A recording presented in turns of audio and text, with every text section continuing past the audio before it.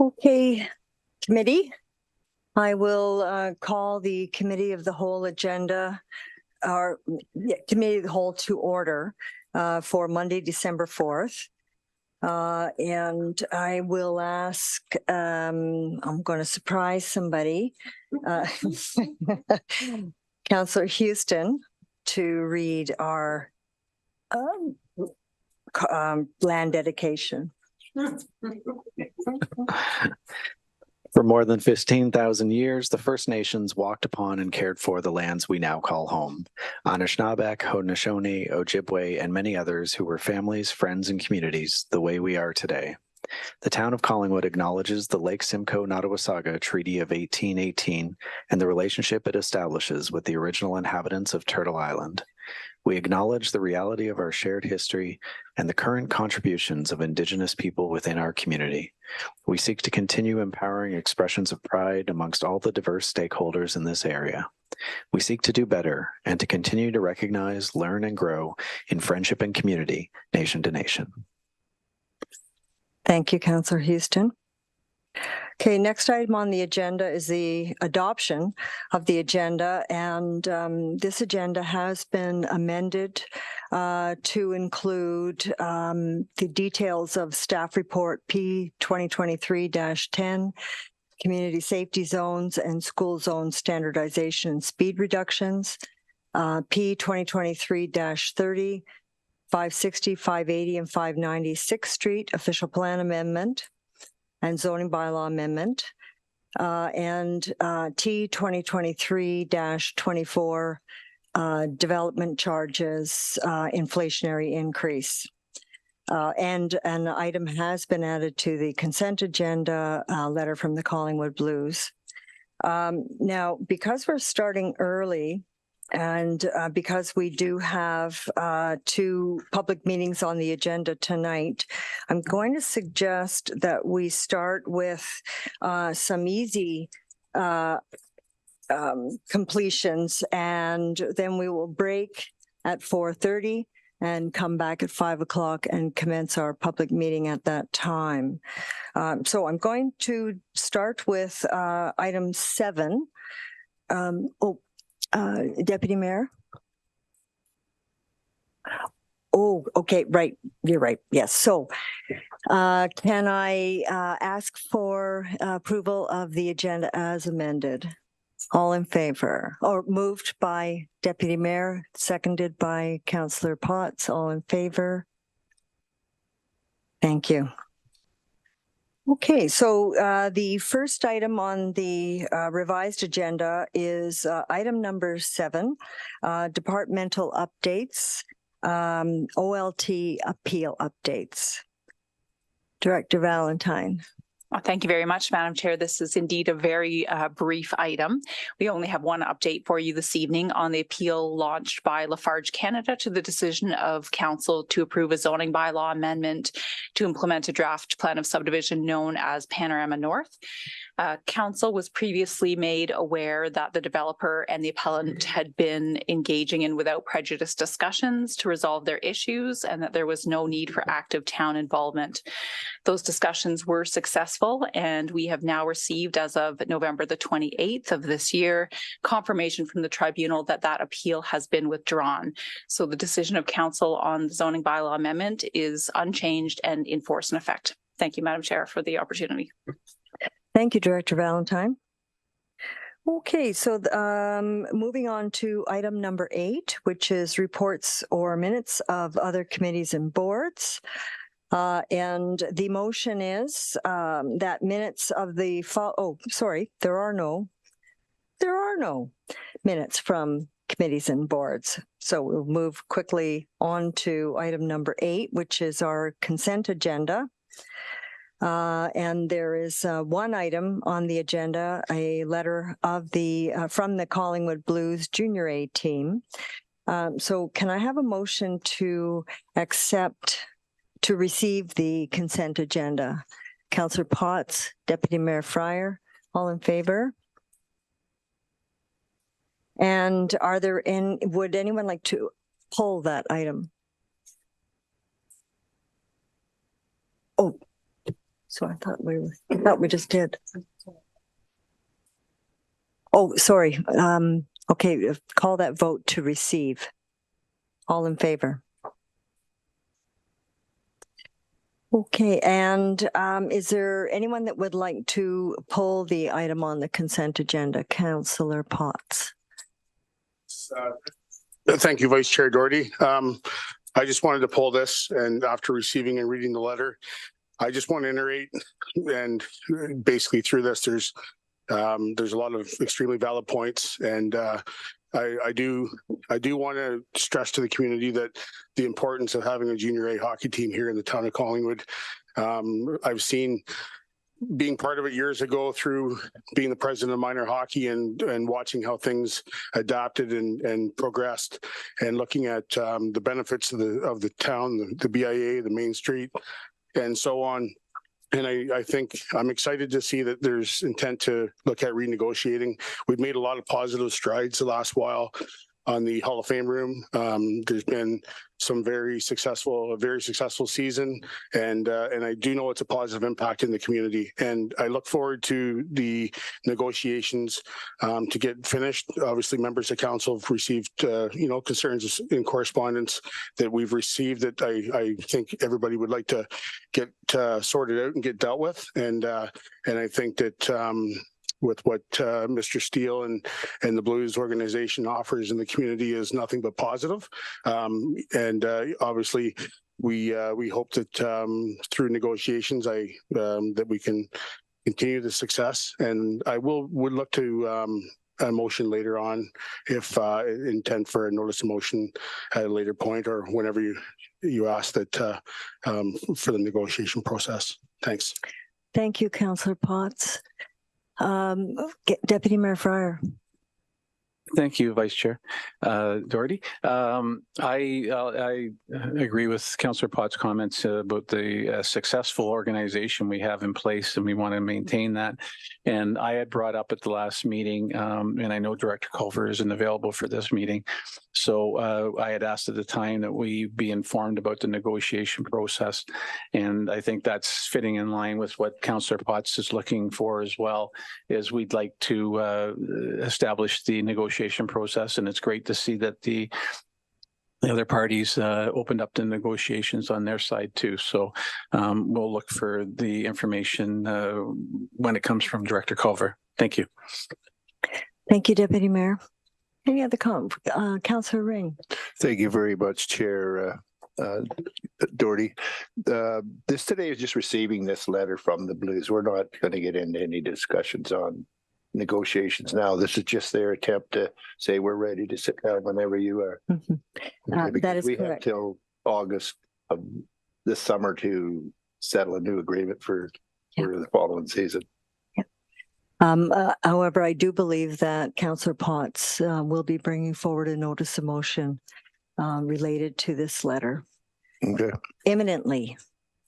In fact, if there are no further comments, it would be item number 10, other business. And if you would like to bring forward your notice now, Councillor Potts.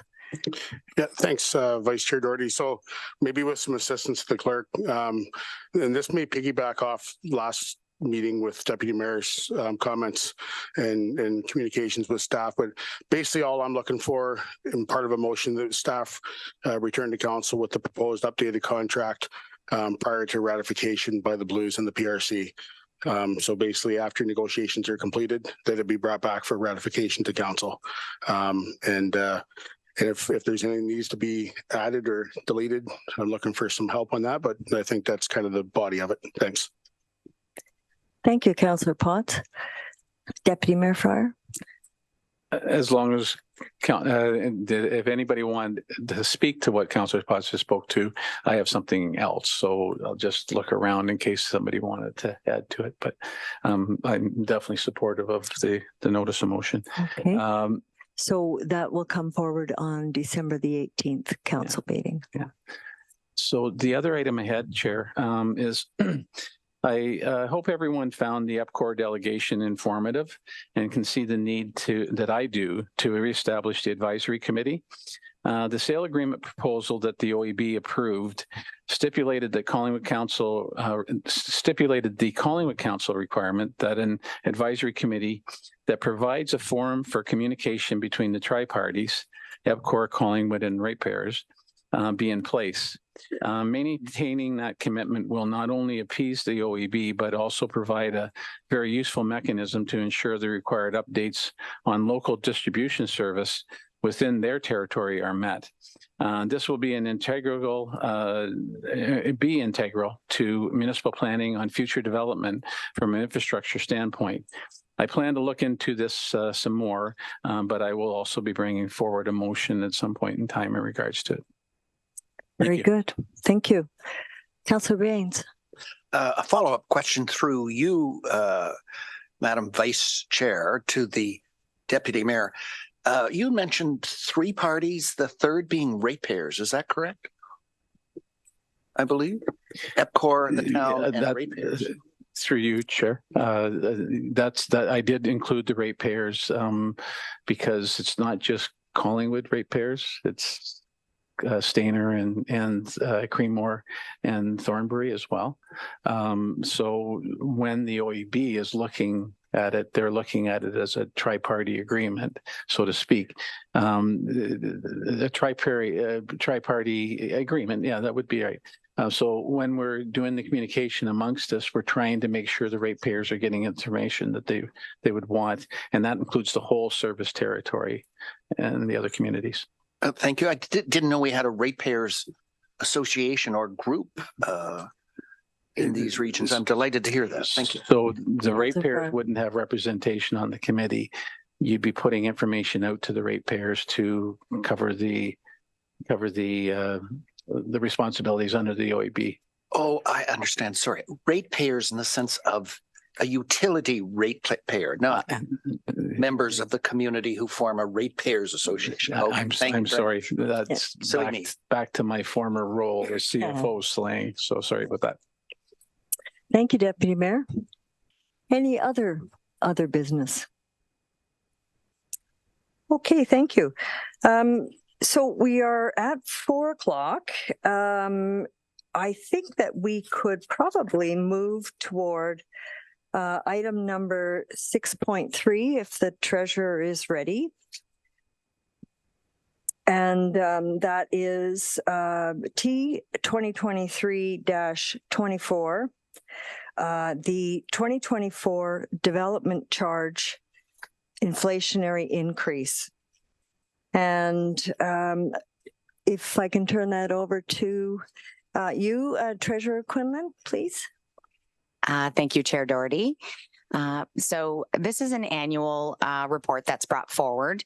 It is with respect to our development charges, and it is included in our development charge bylaw, where members of council can increase the rate of fees for development charges based on the non-residential construction price index on an annual basis. So in 2022, that amount was a 15.6% increase, while for this year, we're happy to say that it's much lower at 6.6% difference. One thing that we need to recognize is as we continue down the path from our background study, when that background study was passed, it was in 2019, and of course, based on the costs for those projects at that time. And as we all know, we've seen quite an increase over the last number of years, specifically more in 2022, but we continue to see those drivers in this year as well.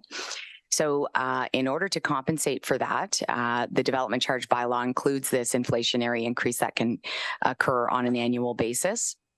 This year, it's at a 6.6% increase, which means on a single family development, it would be an additional $2,653. It was more than double that last year because of that increase.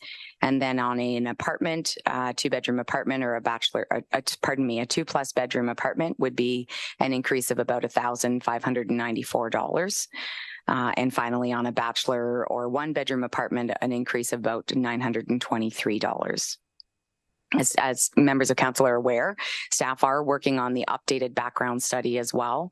But this is the interim portion that is required under the bylaw.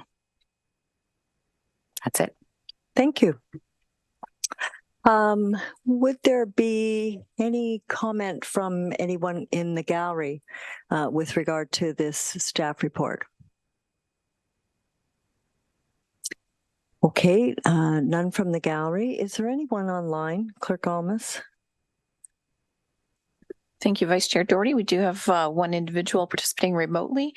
And if the individual would like to address the committee of the whole regarding the development charge report, please press the raise your hand feature at the bottom of your screen. And not at this time, Chair Doherty. Okay, thank you. All right, then I will read in the motion and turn it over to council for discussion.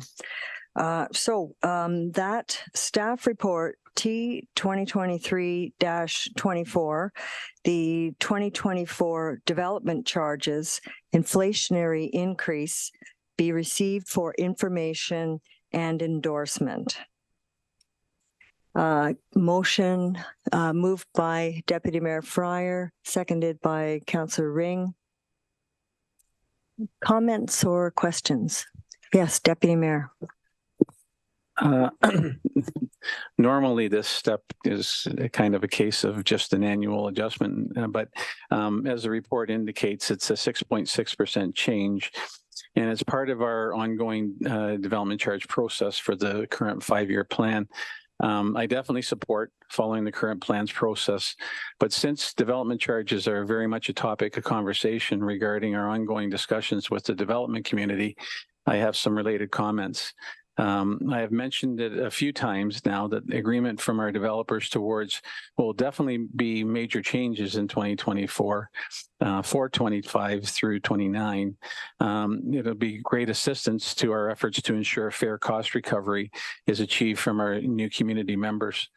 In my view, it's a form of payment agreement if we can reach our new DC plan regarding not just water, but also the other services, sanitary, storm sewer, roads, and the soft infrastructure, and have the developers part of that process. As noted in Appendix A, Collingwood's 2024 amount of approximately $42,000 for a single detached unit is much lower than others that I'm aware of. I haven't researched everyone, but I recall Barry's is coming in around $100,000 per unit, and New Tech in the order of $72,000. I think we all know the reasons why Collingwoods are low, and those reasons are going to need to be addressed in this new plan for the 2025 implementation. So I'm definitely in support of continuing with the current plan, and definitely looking at some major changes coming forward. Thank you. Thank you, Deputy Mayor. Any other comments or questions? Okay, seeing none, then I will call the vote. All in favor? And that is carried unanimously. Okay, and so now we are sitting at 10 after 4. And I hesitate, Clerk Almas, to get into any other items, just because I think that we will run much longer than 20 minutes on any one of them. So, Council, I'm going to recommend that we take a break and return at 5 o'clock for our public meetings.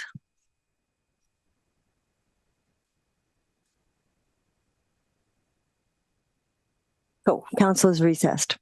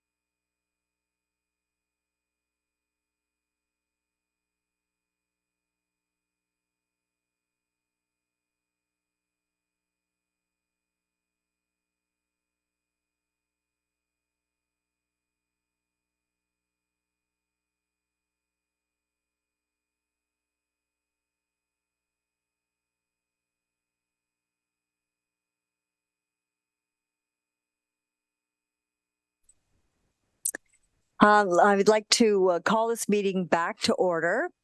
And when we started the meeting, I did neglect to ask if there were any declarations of pecuniary interest.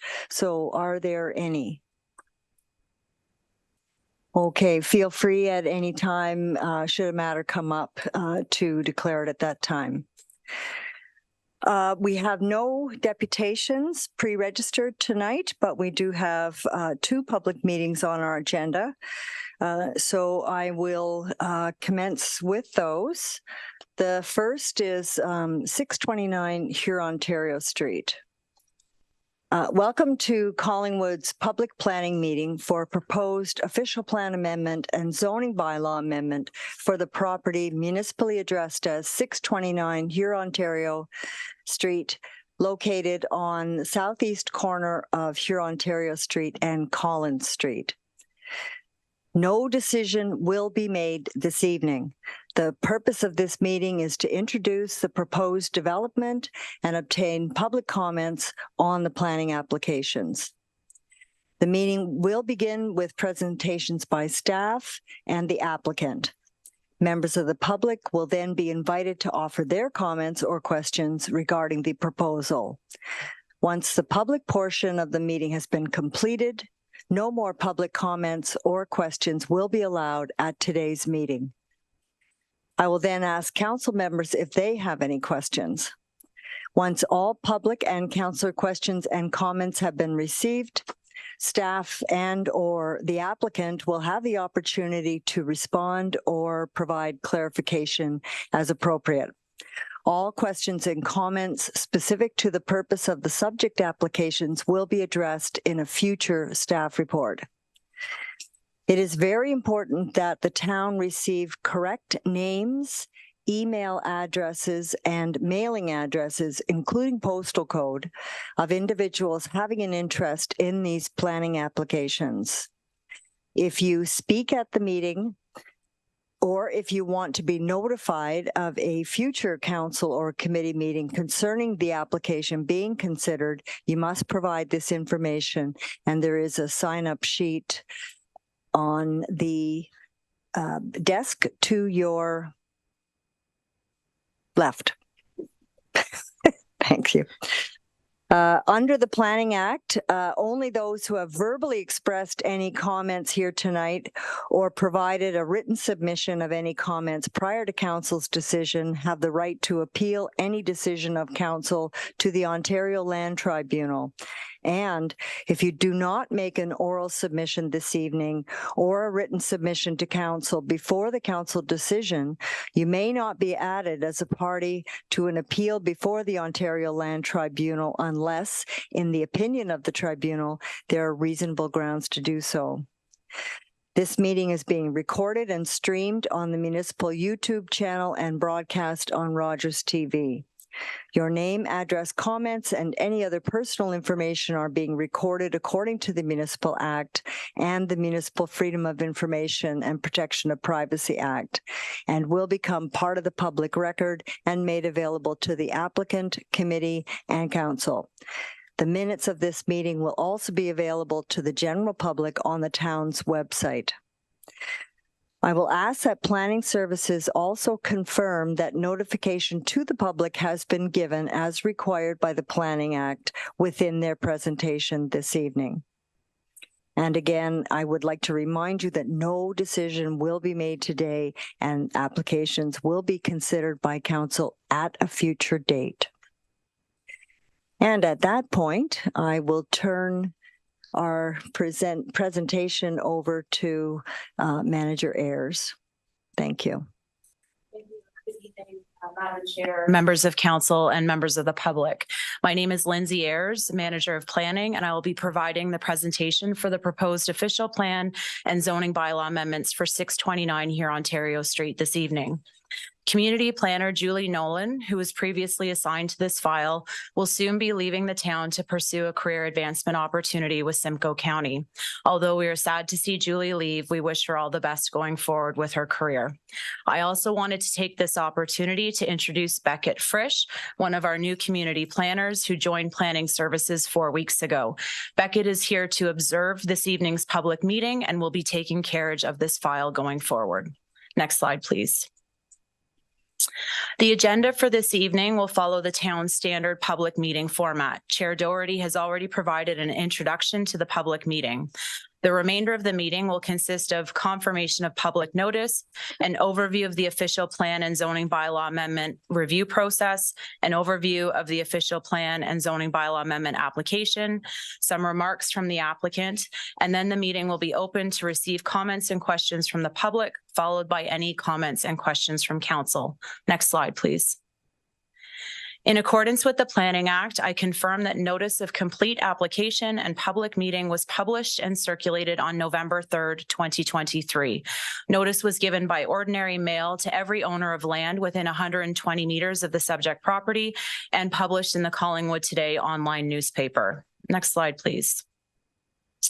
This slide provides a general overview of the town's development review process. A pre-consultation meeting was held with the applicant on March 22nd of this year, and the applicant was subsequently provided with a detailed set of compiled comments for consideration in preparing their formal Planning Act application submission. The applicant submitted the official plan and zoning bylaw amendment application along with the required supporting plans and studies on September 28th. It was reviewed by Planning Services and deemed complete on October 20th. As mentioned previously, the notice was published and circulated on November 3rd. The application was also circulated to various town departments and external agencies for review and comment. And this brings us to step 6, the statutory public meeting. We are here this evening to receive comments from the public on the proposed official plan and zoning bylaw amendment. Next slide, please. So the subject property is located on the south side of Collins Street and the east side of Hurontario Street and is approximately 0.1 hectares in size. The planning agent is Christine Loft of Loft Planning. Ms. Loft is in attendance this evening and will be speaking to the application following this presentation. The purpose and effect of this application is to redesignate the subject property from residential to mixed-use commercial to permit commercial uses in addition to residential uses, and to rezone the subject property from residential second density to mixed-use commercial exception. Next slide, please. This is a slide of the preliminary site plan for the proposed development. The applicant is proposing to convert the existing single detached dwelling into a dental office and create 12 parking spaces, including 1 accessible parking space, as well as 4 bicycle parking spaces. A privacy fence is also proposed along the eastern property boundary. The subject property currently has 2 entrances off Collins Street. Both of these entrances would be closed and a new entrance would be considered to access the proposed parking lot. A site plan control application to address technical details is anticipated in the future should the official plan and zoning bylaw amendments be approved. Next slide, please. So the subject property is designated low-density residential in the town's current official plan, and the proposal is to redesignate the property to mixed-use commercial. Next slide. As members of council are aware, the town is nearing completion of a new official plan, which is anticipated to be brought forward to council for consideration in December.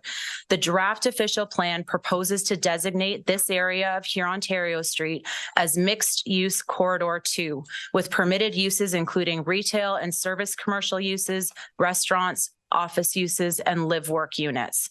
I would note that the proposed dental office on the subject property would not require an official plan amendment should the draft official plan be adopted by council and approved by the County of Simcoe. Next slide, please.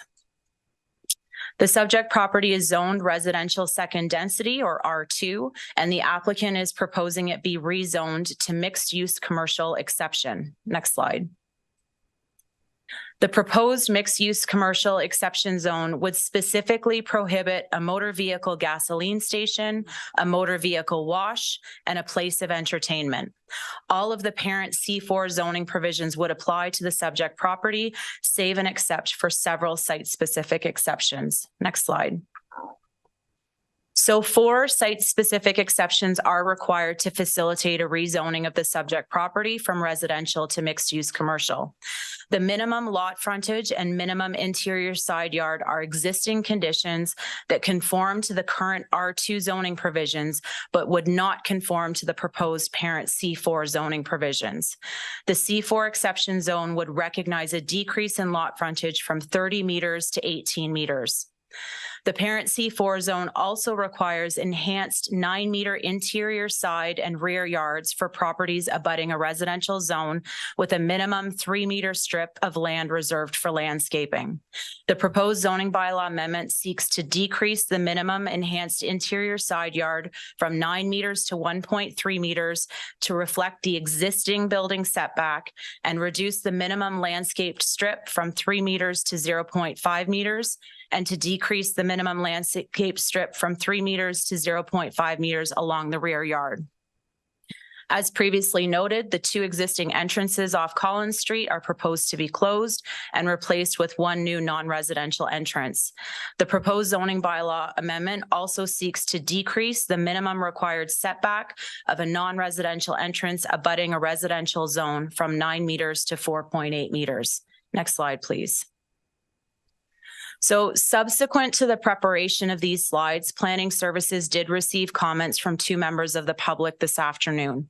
The owner of 599 here Ontario Street, which is the Tim Hortons restaurant located across the street, has indicated they are supportive of the proposed dental office, but raised concerns regarding potential traffic impacts if a restaurant were ever to be established on the subject property in the future. The owner of 710 St. Marie Street also submitted written comments this afternoon, citing concerns regarding tree removal that was already undertaken by a previous owner, potential additional vegetation removal, and traffic and pedestrian concerns. Planning Services also received comments from Simcoe County and Nottawasaga Valley Conservation Authority today. Given technical review is still underway, it is anticipated that additional comments from town departments and external agencies will be forthcoming. And I would note that public comments, as well as comments resulting from the technical review, will inform a future recommendation report and may result in further revisions to the proposed official plan and/or zoning bylaw amendments. Next slide, please. So following this evening's public meeting, next steps include reviewing and considering comments received from the public, as well as comments received through the technical review, refining the official plan and zoning bylaw amendments as necessary, preparing a staff report with recommendations to the Committee of the Whole and Council. And Council would then render a decision to adopt or refuse the official plan amendment and approve or refuse the zoning bylaw amendment. If approved, the official plan amendment would then be forwarded to the County of Simcoe for approval. A notice of adoption of the official plan amendment and notice of passing of the zoning bylaw amendment would be circulated to all individuals and organizations who formally requested notice and would also be published in the Collingwood Today online newspaper. I would also note that a future site plan control application would be required to facilitate the proposed development pending the outcome of the official plan and zoning bylaw amendment applications. Next slide, please. So should anyone wish to submit written comments or concerns following this evening's meeting, you are welcome to email Community Planner Frisch or submit written correspondence to Town Hall. Members of the public can provide written comments up until Council makes a decision. Next slide. Members of the public can check the town's website on an ongoing basis to review committee and council meeting schedules and agendas, or alternatively, there is an option to subscribe to receive email updates regarding upcoming meetings of interest to you. Next slide. If a member of the public wishes to receive notice of council's decision, please provide your contact details, including your name, email, and mailing address on the form provided in council chambers this evening, or send an email to Community Planner Frisch at the email address provided on the screen. I would like to remind everyone that the purpose of this evening's meeting is to receive public comments and share information regarding this proposal, and that no decision is being made. And this concludes my presentation. I understand the applicant, Christine Loft, also wishes to make some brief remarks. Thank you. Thank you very much, Planner Ayers. Ms. Loft. Thank you. Welcome. Thank you. Good afternoon, Madam Chair, Your Worship, councillors and staff. My name is Christine Loft of Loft Planning Inc., and I'm here on behalf of the landowners of 629 here Ontario Street. And with me today is Dr. O'Toole, who is the landowner. If I could ask that the site plan from Lindsay's presentation maybe be brought up on the screen. I didn't provide a specific PowerPoint. So the applicant is seeking approvals to establish commercial uses, specifically a dental office within the existing single detached residence on the subject property, which has a gross floor area of 189 square meters, or just over 2,000 square feet on 2 floors. The main floor will include reception, waiting area, as well as dental treatment rooms, and the upper floor would be used for lunchroom and staff area. There are no proposed exterior alterations to the existing building proposed. Currently, the 2 entrances that exist off via Collins Street will be closed and a new entrance will be established. The proposal includes 12 parking spaces, including barrier-free, as well as bicycle parking spaces. There is also a proposed ramp for accessibility purposes from the parking area into the rear portion of the building. The technical submission included a planning justification report, a market impact study, functional servicing report, as well as a traffic impact study. Parcel Economics Inc. was retained to provide the market impact study. The study reviewed the location and the character of the site, as well as the future demand for retail and retail service space within the town. And based on the consideration, Parcel Economics concluded that the mixed-use commercial designation is compatible with uses bordering the site, with the growth management projections identified, and that additional retail and service commercial space uses are not currently sufficiently supplied within the town. It is not anticipated that the proposed development will adversely impact surrounding land uses, and that it will in fact provide additional commercial space within the town. Croziers provided a functional servicing report as well as a traffic impact study, which are currently under review by the town. With respect to the traffic impact study, it estimated that the proposed development will generate 7 trips and 5 trips during the weekday AM and PM peak hours, respectively. And this generates an additional 2-way trip every 10 minutes. It is not anticipated that the proposed development will generate significant operational delays at the here Ontario Street and Collins Street intersection, and that the proposed access from Collins Street does not pose any issue. With regard to compatibility, the existing residence is similar in height to the adjacent residences in the area. The existing building will remain as is and is compatible with the existing residence on the east side. To the east, there is a 19.1 meter setback from the rear lot line to the existing detached garage, and 23.9 meters setback from the rear lot line to the existing structure. And to the south, there is 1.3 meter setback from the existing residence to the lot line, and there are no proposed changes to that elevation. A board fence and landscaping will be provided along that southerly lot line and will be determined through site plan approval. The proposed parking area for 12 spaces is proposed in the rear of the yard and will be 0.5 meters from the rear lot line. There is an existing board fence and hedge existing. That hedge is actually not on the lot line. It's perhaps looks like it's on the lot line when you're on the ground, but the shrubbery is showing on the site plan, so you can see where it is with respect to the lot line. It is proposed that the hedge and the fence located on the subject lands would be removed and replaced with a new privacy fence that would be located on the lot line. There is a partial existing gravel parking area in this location currently. The board fence will be provided along the rear lot line and interior lot lines. Landscaping would also be provided, and this would be part of site plan approval. And it is noted that the parking area and line grading will reduce landscaping along these portions to a proposed 0.5 meters. Those are my comments. We have been working with staff in discussions of the exceptions and what would be required moving forward as part of site plan approval. Those are my comments. Thank you. Thank you, Ms. Loft. Okay, at this point, I will call for comments from members of the public in the gallery tonight.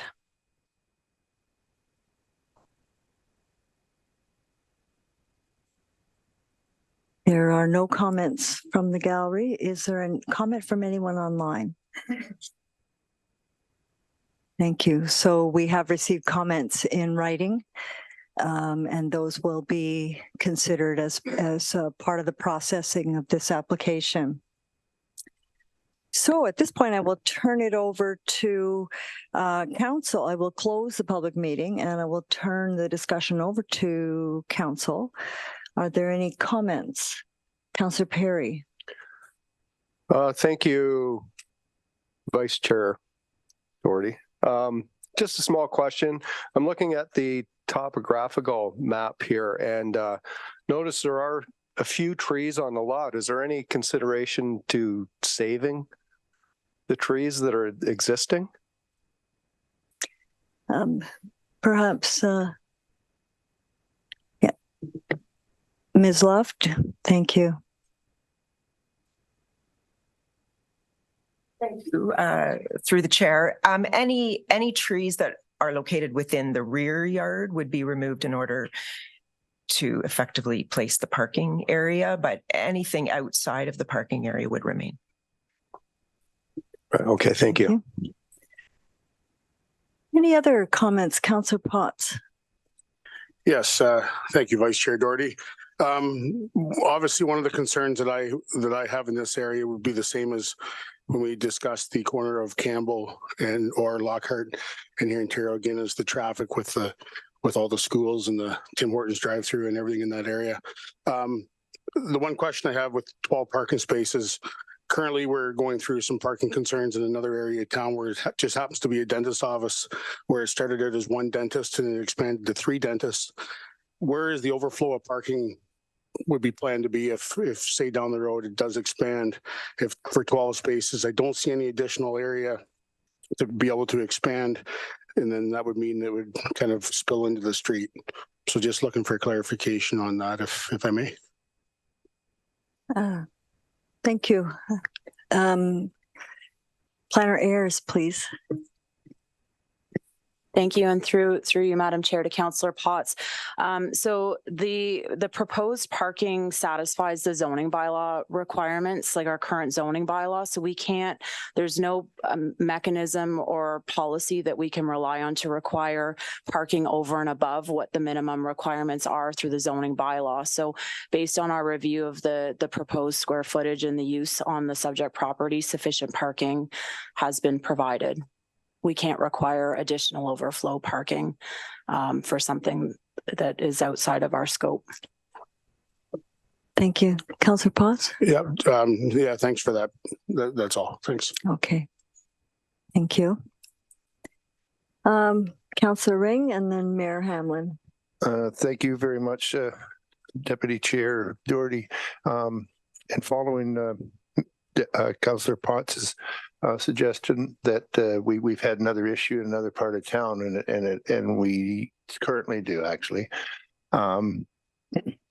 Would I guess through you to Manager Ayers, would the application right now is for a dentist office, and that's fine, and it falls within all the bylaws and everything that's necessary.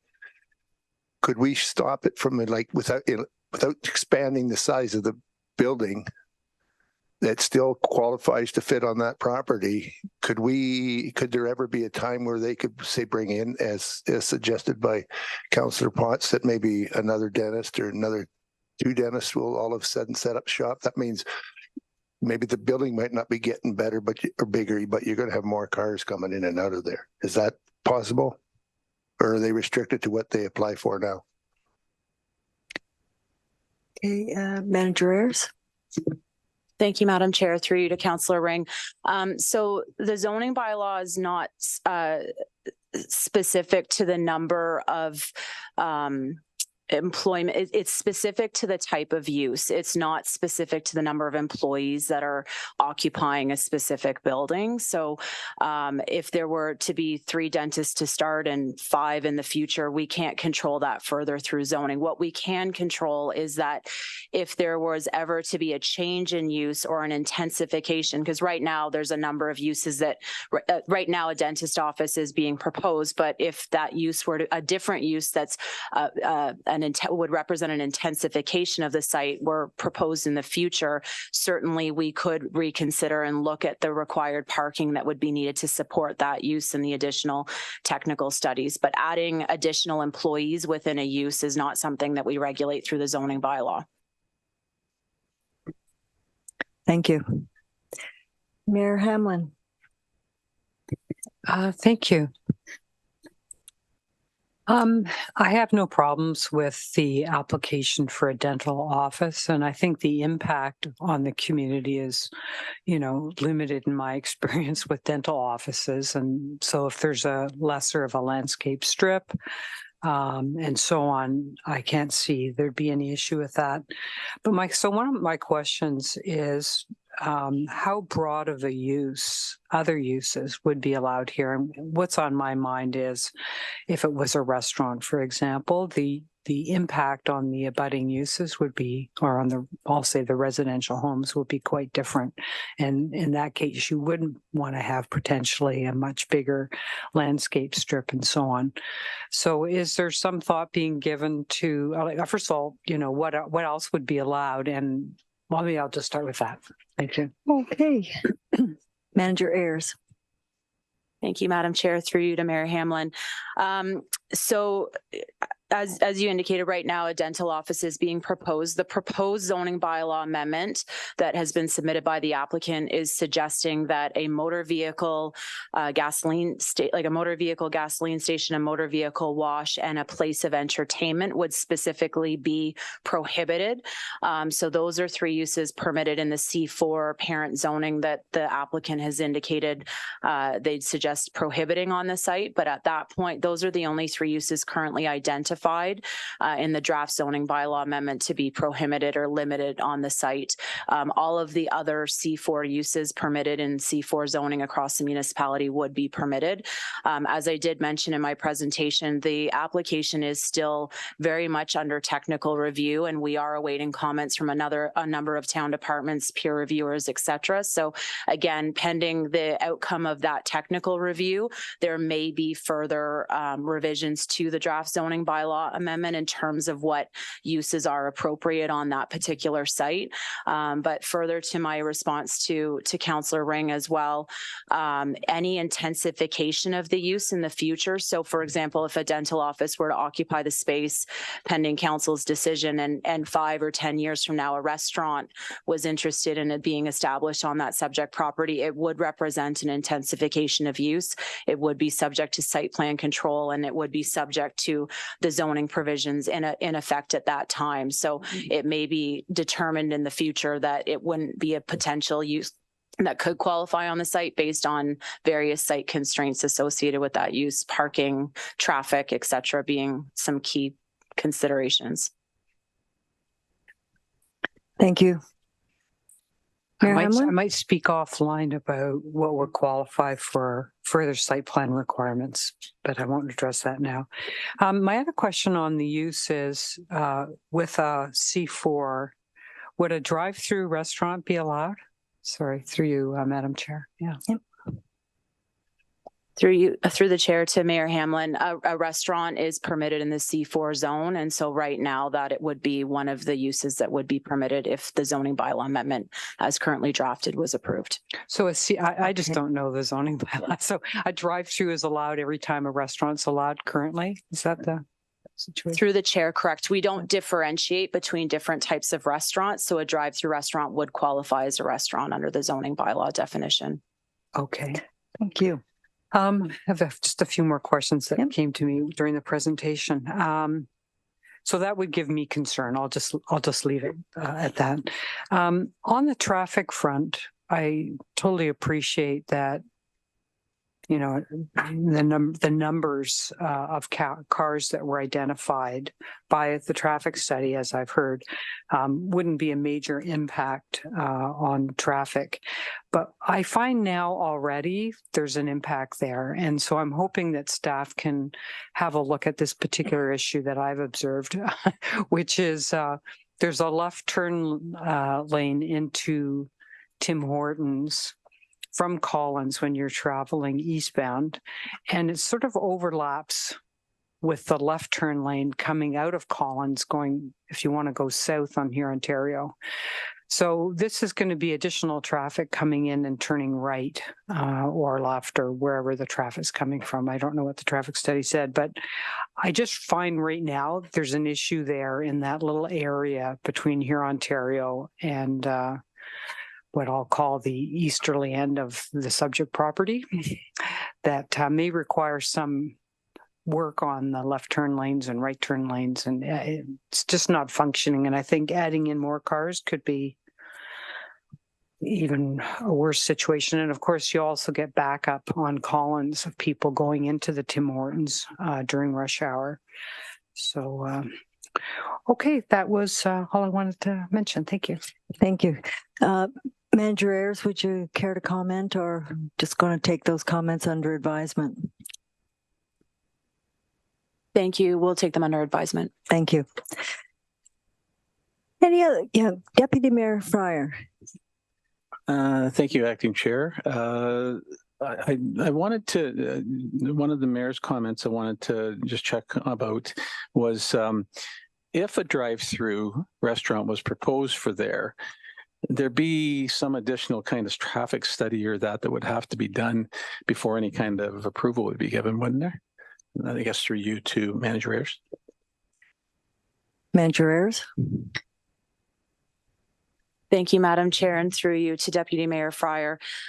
So if the official plan amendment and zoning bylaw amendment were approved by both the town of Collingwood and Simcoe County with respect to the official plan amendment, and the uses that are identified in the draft zoning bylaw are permitted uses on the site, and a dental office were to be established on the property today, and in the future, a new owner or the existing owner wanted to convert that existing use into a restaurant, there would be subsequent planning review required.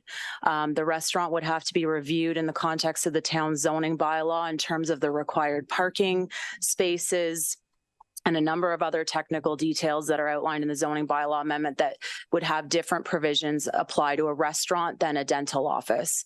So it would be reviewed for zoning conformity, and it would also represent converting a dental office into a restaurant would represent an intensification on the property. And so that through the Planning Act, it would trigger also a site plan control application. Thank you. Follow up? If I may follow up, and this has to do, I believe during the presentation, it was explained that if the proposed official plan work that we put together with that designated corridor goes through, this amendment would not have to be sought in the process going forward. But we'd still have those same controls you just spoke about in regards to anything being proposed. It's just that they wouldn't have had to make the amendment request. And I'm just trying to get clarification from the planner in that. Yep. Manager Ayers.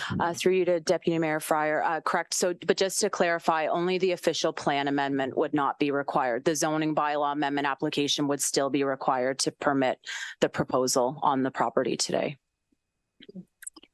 Thank you. Director Valentine, you would like to comment. Thank you very much, Madam Chair. Just going back, one question, Deputy Mayor Fryer, prior to your question about the official plan, which I concur with the manager's response. The applicant's agent is here today, and there is an opportunity to refine the list of permitted uses. So although it has been a wider list that has been proposed through the public meeting today, I think we're hearing from council that there is some discomfort, certainly around some of the more intensive uses like a restaurant. So there is an opportunity for staff to take this information back feedback and the agent as well, and speak to the client to see if we could further refine that list. Thank you. Councillor Baines. Thank you, Vice Chair. Just following up on the mayor's comment, particularly in regard to traffic on Collins from 8 to 9 in the morning, sort of rush hour. Can someone inform us on the intended hours of operation of the dental office? Is it opening at 8 in the morning or at 9? It makes a difference, I think, in regard to the traffic on Collins. Thank you, Councillor Baines. Thank you, Ms. Loft.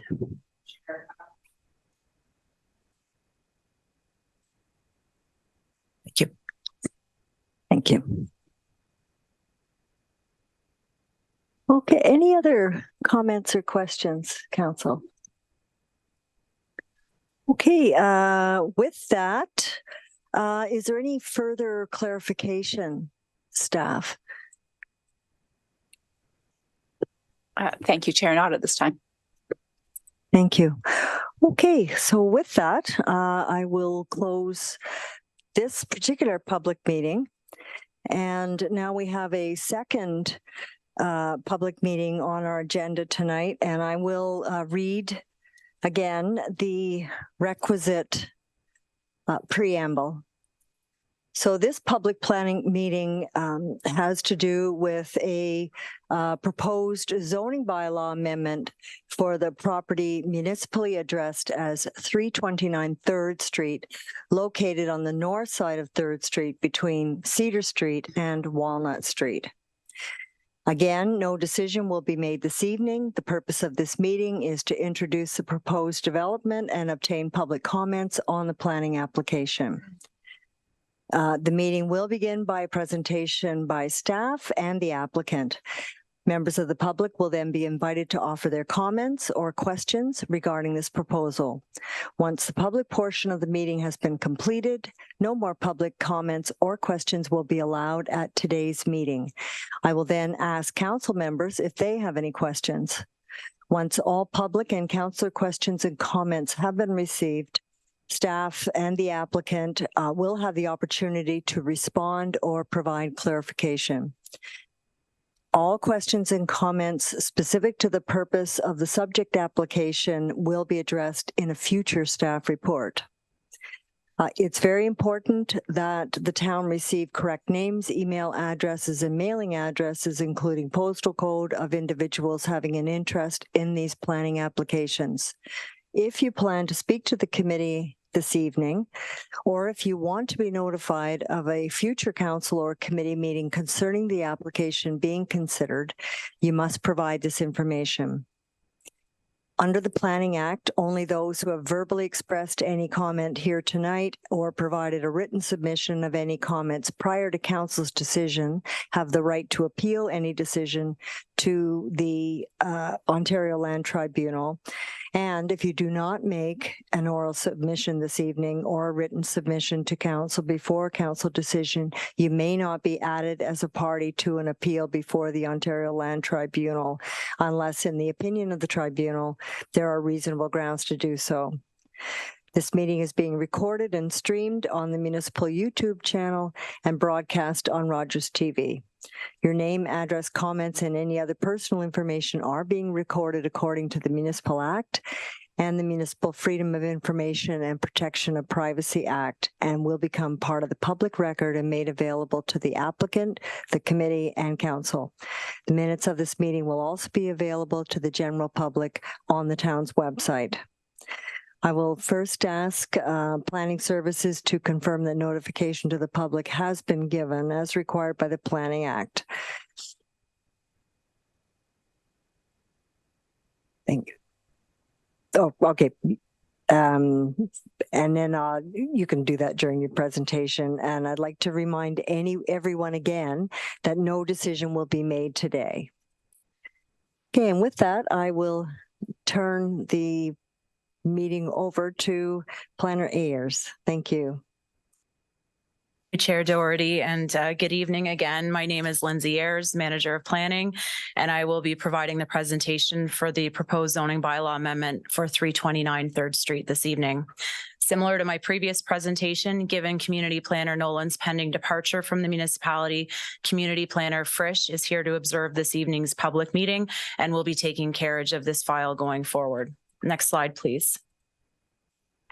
So the agenda for this evening will follow the town's standard public meeting format. The chair has already provided an introduction to the public meeting. The remainder of the meeting will consist of confirmation of public notice, an overview of the zoning bylaw amendment review process, an overview of the proposed zoning bylaw amendment application, a brief overview of the development proposal by the applicant, and then the meeting will be open to receive comments and questions from the public, followed by comments and questions from council. Next slide, please. So in accordance with the Planning Act, I confirm that notice of complete application and public meeting was published and circulated on November 3rd, 2023. Notice was given by ordinary mail to every owner of land within 120 meters of the subject property and published in the Collingwood Today online newspaper. Next slide, please. So this slide provides a general overview of the town's development review process.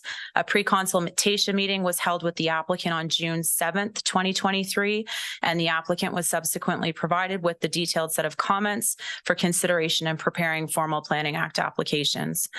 The applicant submitted the zoning bylaw amendment application along with the required supporting plans and studies on October 3rd. It was reviewed by Planning Services and deemed complete on October 30th. As mentioned previously, the notice of complete application and public meeting were published and circulated on November 3rd. The application has also been circulated to various town departments and external commenting agencies for review. And this brings us to step 6, the statutory public meeting. We are here this evening to receive comments from the public on the proposal. Next slide, please. So the subject property is located on the north side of 3rd Street between Cedar and Walnut Streets and is approximately 0.1 hectares in size. The planning agent, again, Christine Loft of Loft Planning, is in attendance this evening and will be providing a brief presentation following this presentation. The purpose and effect of this application is to rezone the subject property to permit a detached accessory building with a 3-car garage on the ground floor with a loft for private recreational space above. A holding zone is also proposed for a future accessory dwelling unit above the garage. Next slide, please. So this is a slide of the proposed site plan that has triggered the requirement for a zoning bylaw amendment. The detached accessory building would be located along the western property boundary in the front yard of the property. Technical details regarding the proposed development are currently under review. Next slide. So the subject property is designated low-density residential in the town's current official plan. Single detached dwellings and uses, buildings, or structures accessory to single detached dwellings are permitted in the low-density residential designation. Next slide, please. The subject property is zoned residential second density, and single detached dwellings and detached accessory buildings are permitted in the R2 zone. The applicant is requesting the subject property be rezoned to residential second density exception with a holding zone. Next slide, please. So the proposed zoning bylaw amendment seeks to create an R2 exception zone to permit site-specific exceptions to the detached accessory building and accessory apartment provisions of the town's zoning bylaw. These include an increase to the maximum building height and maximum ground floor area of the detached accessory building and an increase to the maximum gross floor area of a future accessory apartment. Next slide, please. The proposed zoning bylaw amendment also seeks to create a new holding zone. The subject property is located within an area regulated by the Nottawasaga Valley Conservation Authority, as depicted by the hatched area on the screen. The regulated area is associated with the Oak Street Canal, which is a one-zone flood area per the town's current official plan policies. The Oak Street Canal is currently the subject of hydraulic modeling work that has not been finalized to date. This technical work may result in refining of the flood boundary and/or consideration of a 2-zone approach, which would be more permissive with respect to the development of habitable space. A holding zone is being proposed with respect to the proposed future accessory dwelling unit. I would note that the proposed holding zone language identified on the screen is only in draft format. The town will continue to work with the NVCA to finalize the appropriate required holding provision language for the subject property prior to advancing a recommendation report to committee and council for consideration. Next slide, please.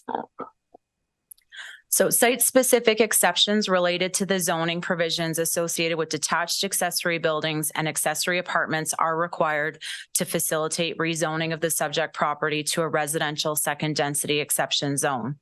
With respect to the detached accessory building provisions, the proposed R2 exception zone would recognize an increase in the maximum height of the detached accessory building from 7 meters to 8.3 meters and an increase in the maximum ground floor area of a detached accessory building from 75 square meters to 111 square meters. The proposed zoning bylaw amendment would also recognize an existing permission granted by the town's Committee of Adjustment in 2017 for the exterior wall of a detached accessory building to be closer to the front lot line than the main dwelling unit. And with respect to the accessory apartment provisions, the proposed R2 exception zone would also recognize an increase in the maximum gross floor area of an accessory apartment from 75 square meters to 88 square meters. I note that the proposed gross floor area of the future accessory dwelling unit would be 28% of the gross floor area of the existing single detached dwelling and is thereby in conformity with that aspect of the zoning provision. Next slide, please. So Planning Services has not received any comments or objections from the public to date. The subject applications are currently undergoing technical review by town departments and external agencies. And subject to the preparation of these slides, comments from Nottawasaga Valley Conservation Authority were received this afternoon. Given technical review is still underway, it is anticipated that additional comments from town departments and external agencies will be forthcoming. I would note that public comments as well as comments resulting from the technical review will inform the future recommendation report and may result in further revisions to the proposed zoning bylaw amendment. Next slide, please. So following this evening's public meeting, next steps include reviewing and considering comments received from the public, as well as comments received through the technical review, refining the zoning bylaw amendment as necessary, preparing a staff report with recommendations to the Committee of the Whole and Council would then render a decision to approve or refuse the zoning bylaw amendment. A notice of passing or refusal of the zoning bylaw amendment would be circulated to all individuals and organizations who formally requested notice and would also be published in the Collingwood Today online newspaper. I would also note that a future application to remove the holding H zone from the subject property would be required to facilitate development of the proposed accessory dwelling unit. Next slide, please. So should anyone wish to submit written comments or concerns following this evening's meeting, you're welcome to email Community Planner Frisch or submit written correspondence to Town Hall. Members of the public can provide written comments up until council makes a decision. Next slide. Members of the public can check the town's website on an ongoing basis to review committee and council meeting schedules and agendas, or alternatively, there is an option to subscribe to receive email updates regarding upcoming meetings of interest to you. Next slide, please. And if a member of the public wishes to receive notice of council's decision, please provide your contact details on the form provided in council chambers this evening, or send an email to Community Planner Frisch at the email address provided on the screen. And this concludes my presentation. Again, the applicant, Christine Loft, also has a brief presentation prepared. Thank you. Very good. Thank you. Ms. Loft, you're up again. Thank you. Good afternoon. I do have a brief presentation for this file, so if I could have slide 1. Good afternoon, Madam Chair, Your Worship, councillors and staff. My name is Christine Loft of Loft Planning Inc., and I'm here on behalf of the landowners of 329 3rd Street. And with me today is also Lloyd Hunt of Lloyd Hunt Architect, who has been working with the landowners on the design. And Mr. Hunt has consulted with staff and was also part of the pre-consultation process.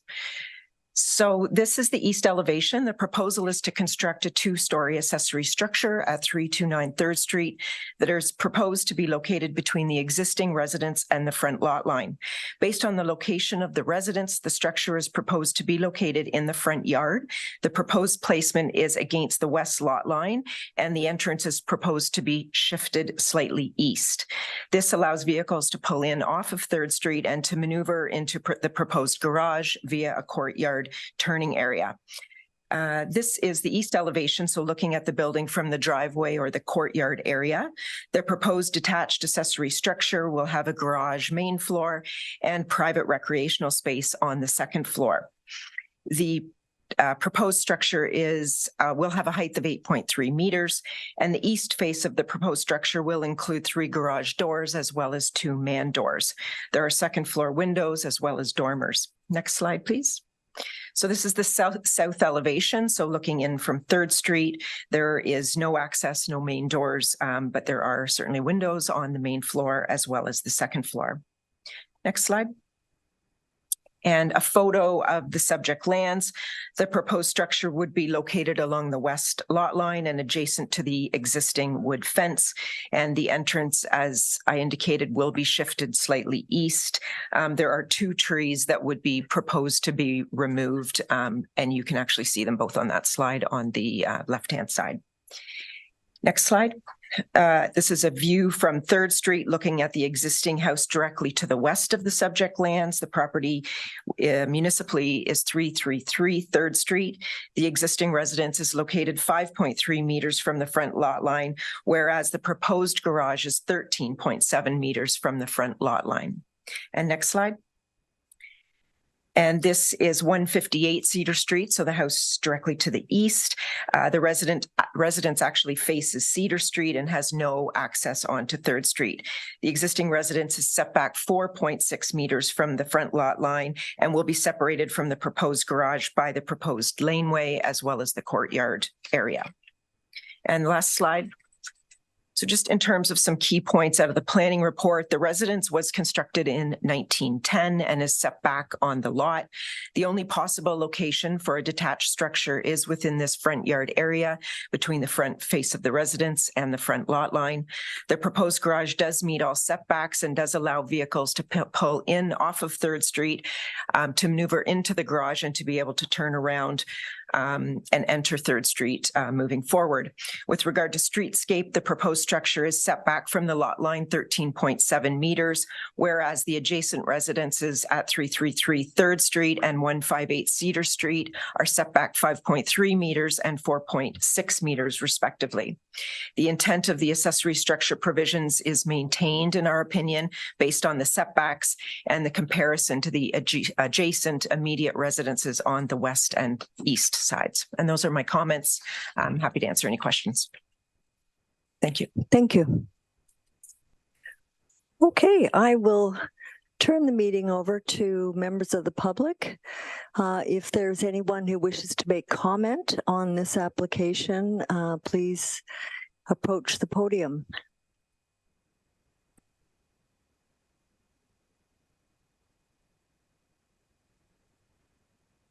Clerk Almus, I don't believe there's anyone in the gallery that wishes to comment. Is there anyone online?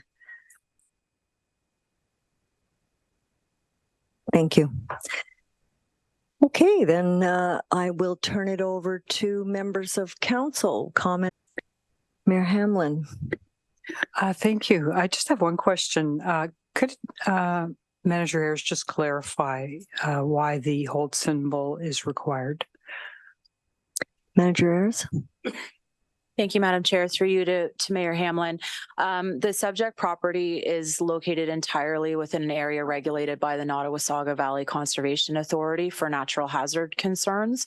And as I mentioned in my presentation, there's current hydraulic modeling that is underway with respect to the Oak Street Canal. So the holding zone is being proposed specifically to address the proposed accessory dwelling unit because right now, based on the provincial policies, adding additional habitable space, which would be the accessory dwelling unit, would not be permitted based on current policies today. But as a result of that study work that's going on right now, there may be opportunities in the future to convert that private recreational space to an accessory dwelling unit. So that is why the holding provision would be applied until such time as the policy staff and the Conservation Authority could support the creation of an accessory dwelling unit on this particular property.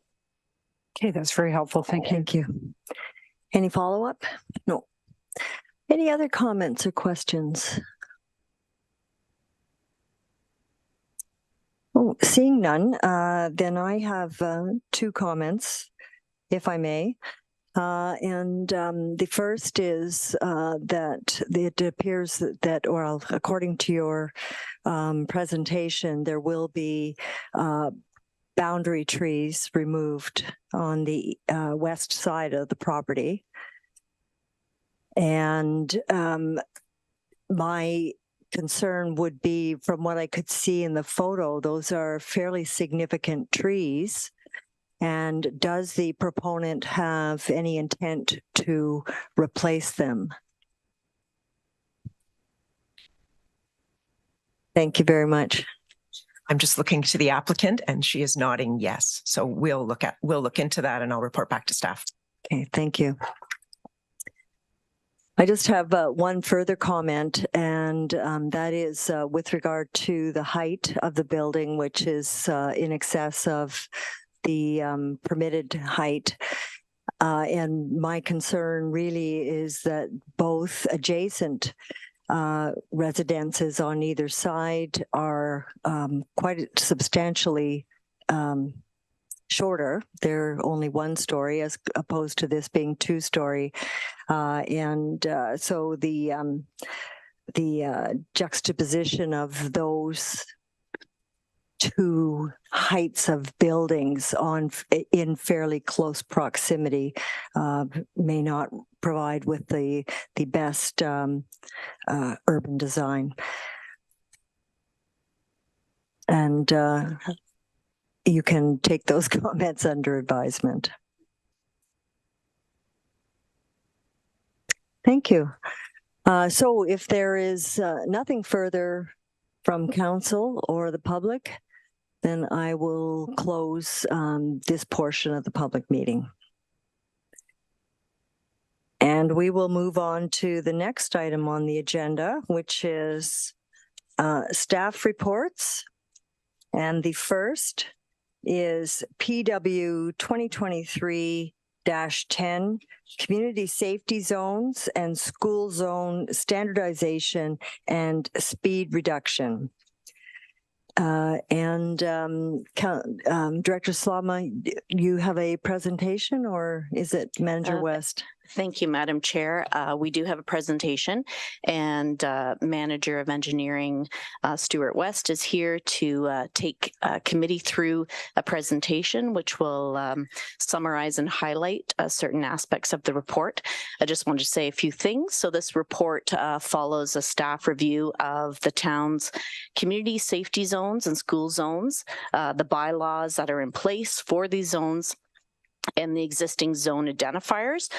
The report provides some recommendations to improve these zones through standardization and some speed reductions.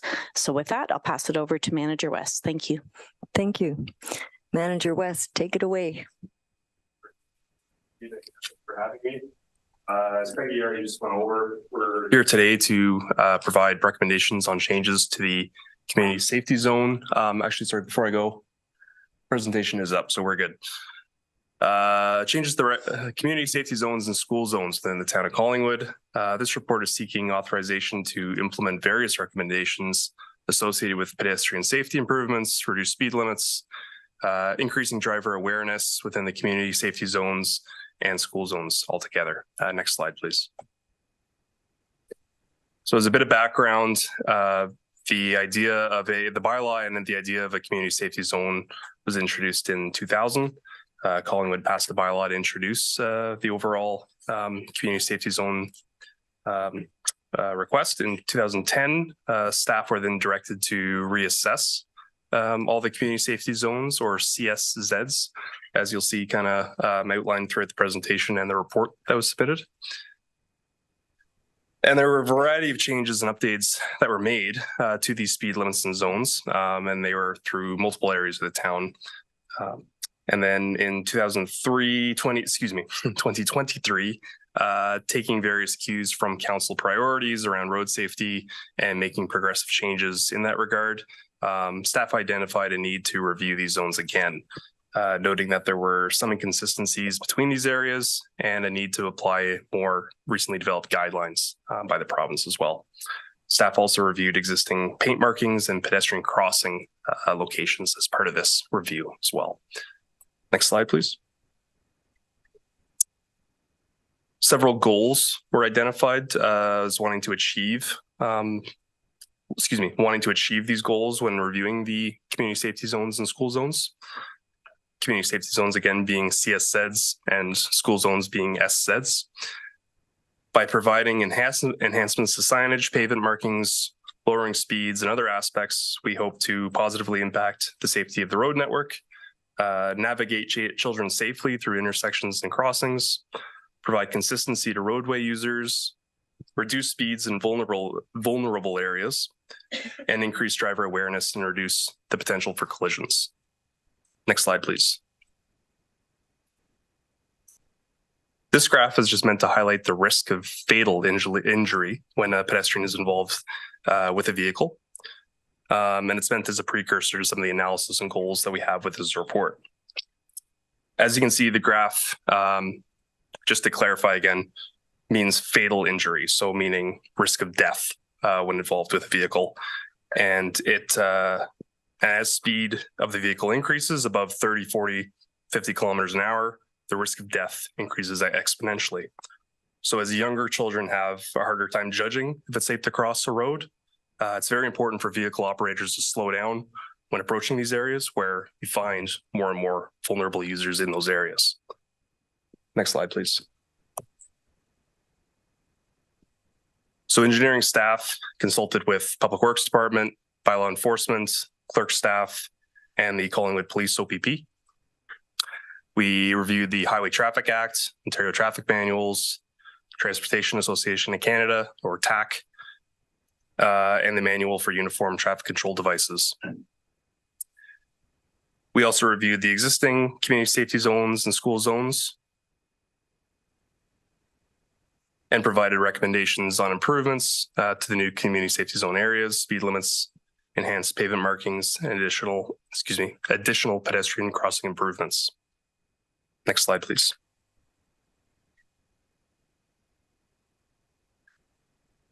This is a map, an overall summary image of the various parks and schools located throughout the town of Collingwood. And it's the difference between, it also shows the difference between the school zones and the proposed community safety zones as well. More specific locations and further details are provided in Appendix B of the staff report, including a table of the locations to be included and a future bylaw that will need to be brought to council. Under the Highway Traffic Act, school zones are defined as 150 meters in front of a school entrance, and the community safety zones are proposed to extend approximately another 100 meters from those school zones in generally most areas, as well as in front of major parks. You will note that not every neighborhood park is included in the community safety zones. For example, I could point out the Georgian Meadows neighborhood park and the Creekside neighborhood park. I believe it's called J.J. Adams. However, major parks with busier traffic levels are included within the summary image. Next slide, please. For consistency, staff recommend that all existing and proposed community safety zones are considered for a speed limit reduction to 40 kilometers per hour on local residential roadways, and that all existing and proposed school zones are considered for a speed limit reduction to 30 kilometers an hour on local residential roadways. Community safety zones on collector and arterial roadways should remain at the rate of the existing posted speed limit, with a 10 kilometer an hour reduction for any proposed or existing school zones. Drastic speed limit reductions on collector and arterial roadways are not recommended, as they do lead to driver confusion, frustration, weaving, and possibly to aggressive driving, which ultimately do not improve safety on the roadway. I do also just want to make clear that the signs that state lower speed limits, they don't automatically slow down drivers. To achieve this, you need a change in driver behavior, such as narrower roads, speed humps, or other traffic calming measures. What the changes in the speed limits do provide is a means to provide enforcement options when compliance is not being met. Next slide, please. Okay. So in addition to these community safety zones and school zones and lower speed limits, there are enhanced pavement markings that are recommended within these zones. This is an example of a ladder bar crosswalk. These are typically recommended when pedestrian activity is higher than other areas where the potential for more conflicts exist.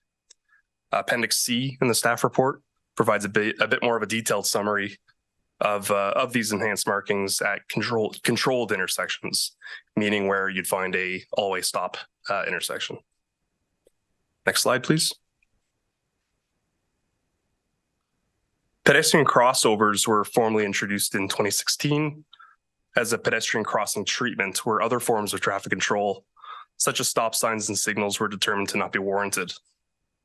The town has previously implemented a number of non-PXO crossings at various locations. However, drivers are not required to stop for pedestrians. At uncontrolled locations, pedestrians need to wait for a safe gap to cross the road. The difference with PXOs, however, pedestrian crossings, is that the right-of-way shifts to pedestrians and vehicles are required to yield under the Highway Traffic Act rules. Staff are proposing to convert several mid-block crossings and school zone crossings into PXOs. We do note that PXOs are not necessarily a replacement for school crossing guards, which provide further enhancement to perceived safety, but the PXOs do provide a legal mechanism for enforcement when stopping vehicles when pedestrians are attempting to cross a roadway. Excuse me. PXO implementation will take longer than the speed signage and pavement enhancings, which will be incorporated into future road capital projects. Next slide, please. Staff recommend the implementation of the proposed community safety zones and school zone changes over 2 to 3 years. The implementation of each zone infrastructure includes staff time to coordinate and procure the infrastructure. The 2024 investment ask is for $100,000 to implement the speed limit signs and some pavement marking improvements, with PXOs being incorporated into the town's annual crosswalk budget. Council should be aware that these improvements do lead to operating budgets increasing annually to cover the additional wear and tear that occurs at these intersections and locations. Staff and council should also consider the purchase of radar speed signs for monitoring speeds and data collection in some of these areas. Not to be confused with automated speed enforcement, which will be brought up in a future staff report. Next slide, please. So after the review and analysis of all these factors, staff are supportive of these recommendations and adjustments. And we, again, just summarizing that further within the staff report and the appendices are the key maps and tables of the community safety zones and school zones. Appendix C summarizes the pavement marking and signage improvements. And Appendix D provides a summary of the future pedestrian crossing treatments, also with tables and maps as well. Staff will need to come back and prepare the necessary bylaws for council's adoption at a later time. Next slide, and thank you very much. And I'm happy to answer any questions regarding the staff report. Thank you. Thank you very much, Manager West. Okay, is there anyone in the public that would care to comment on this staff report?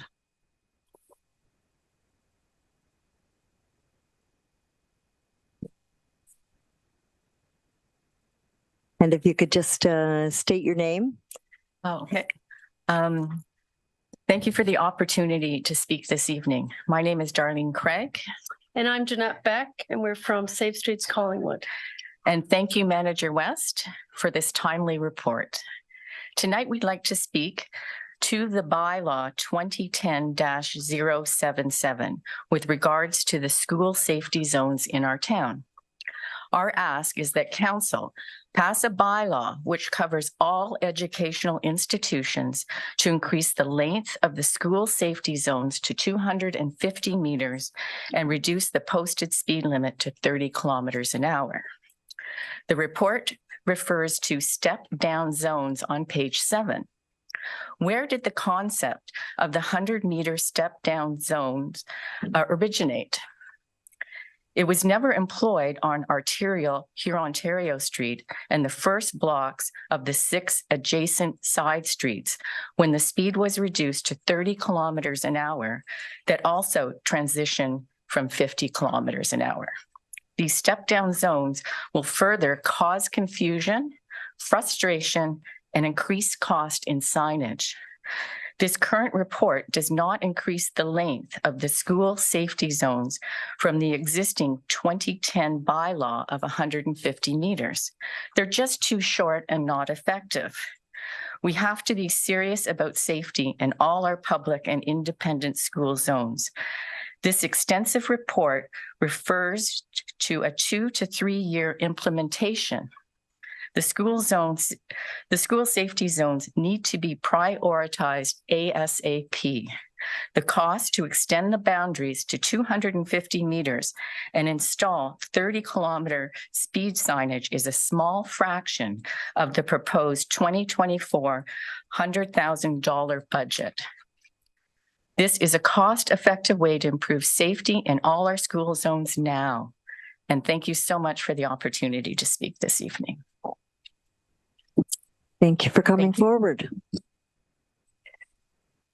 Is there anyone else from the gallery that would wish to comment on this staff report? Okay, seeing no one, then I will read the motion and I will turn it over to council for discussion. So with regard to PW 2023-10 Community Safety Zone and School Zone Standardization and Speed Reduction, that staff report PW 2023-10 Community Safety Zone, School Zone Standardization and Speed Reductions be received, and that council approve the community safety zones area limit adjustments, including the additional school zones, recommended speed limits, and the implementation of the community safety zone and school zone infrastructure within the annual approved budget, and that we direct staff to prepare the necessary bylaw for council's adoption in order to achieve timely implementation. And can I ask for a mover and a seconder for that motion? Thank you, Councillor Houston, Councillor Perry. And comments, questions? Councillor Baines. Thank you, Vice Chair Doherty. I must be a little slow. I must have missed this. In regard to the 250 meters, is it 250 to the right, 250 to the left, or is the 250 the school itself, so it's 125 on one side and 125 on the other? Because it makes a difference, because if it's 250 on both sides, that's 500 in total. And secondly, and I'm not sure whether staff, perhaps Mr. West can answer this, if both Finley and 3rd Street, for instance, are considered collector roads, then would that mean that it wouldn't be 30 kilometers at the schools, but would be 40 because the collector roads trump the school zones? That's what I require clarification on. Okay. Thank you. Thank you. Manager West, can you reply to those two questions? And I guess the 250 length of zone is in reference to our public speakers tonight, but I would think that that would be same idea as what the staff report is recommending is 150. So is it 150 on either side or from the middle or? Yeah, thank you very much for the question through the chair. The school zones and the 150 meters that's referenced in the staff report, school zones are defined under the Highway Traffic Act as 150 meters in both directions from the entrance to the school. So you would have the entrance of the school being your starting point, and then that school zone specifically being extended 150 meters in both directions from that location. Where we're still supportive of extending those zones would be through the community safety zone implementation. So although the lower speed limit of 30 kilometers an hour would be proposed just within that 150 meters of the school, there is still the additional distance and time of lowered speed limits as well to 40 kilometers an hour as you're approaching those zones. And we feel that provides better indication to drivers that that you're approaching an area that is more vulnerable as well. On the question of collector roads as well, it's a really great question because right now I believe 3rd Street and my apologies, I forget the second example. That was Findlay as well. So Findlay is technically identified as a local. 3rd is identified as a collector. They both would be currently showing in Appendix B a 30 kilometer an hour zone by the school zones and a 40 kilometer an hour zone in the community safety areas as well. I believe the only areas that are currently we're showing within the appendices as not conforming to that generalized speed limit area would be on the arterial here Ontario Street and Highway 26 in front of the Pretty River Academy. But I'm happy to elaborate further as needed. Thank you. Thank you. I did happen to notice a wave from the gallery. If you wanted to clarify your proposal of 250, please come to the podium. For clarification purposes, but this is very complicated, I'm sure, for everybody involved. And I just want to make it really clear that the school safety zones, from my understanding, and please correct me if I'm wrong, but it's actually not from the entrance. It's from the school property. It's from any kind of, so it's actually 250 meters from the corners of the land being used as an educational institution, as a school. So I think that's a very important message. Secondly, I think that there's a lot of things in this report that we need to look at because there's some inconsistencies and things that we need to review in more detail. It's a very ambitious staff report, which we're delighted has come through. It would be nice to sit down and sort of talk about some of the details of it so that we're sure that we are following all the guidelines and that we are sort of technically and scientifically doing the right thing versus sort of using, I think it's a science-based. I mean, the value of the safety of a child is something that council has to decide upon. But when it comes to rolling out these PXOs and explaining to council the difference between a PXO and a crossing is that a PXO, the car has to yield for a pedestrian, whereas just improvements on the pavements, just the painting, these zebra crossings or whatever, the car does not have to yield to the pedestrian. So I think we have to sort of work a little bit in all the details so we all understand what's being said in this report, because there are a lot of, there's some confusing things, and maybe it's us that are confused. So it would be great to have some clarifications on where this is coming from. Thank you, Jeanette. Manager Ayers, West, would you care to just respond to Ms. Beck's comments? Thank you, Madam Chair. Director Slava? Yeah, through you to our guest, Ms. Beck, and the rest of committee. So refreshing our understanding of the regulation. So the federal regulation does speak to 150 meters from the property line. So that is correct what Ms. Beck mentioned. The federal regulation does say 150 meters. So we concentrated on that and extended beyond those distances for the community safety zones for which the regulations don't state a distance or limit. So that's just want to provide that information. Thank you. Thank you. Councillor Baines, follow up. If I might, I understand there was some interest from the National Ski Academy. Is that correct? And therefore, would that be included within one of these zones on 3rd Street? Thank you. Manager West. Thank you. Through the chair, currently the National Ski Association is not included within the Appendix B summary. However, if we can definitely look into that a little bit further, and again, I apologize, I don't have the full details in front of me right now, but if they are a fully accredited school, then we can certainly look at the opportunity to include that through an amendment to council in the future. Thank you. Thank you, Manager West. Deputy Mayor Fryer. Thank you, Acting Chair. And I just wanted to say in regards to the comment about the extensive report and wanting more time to review, anything we decide tonight, of course, still has to go to formal approval. So you have the opportunity in 2 weeks if it does go through.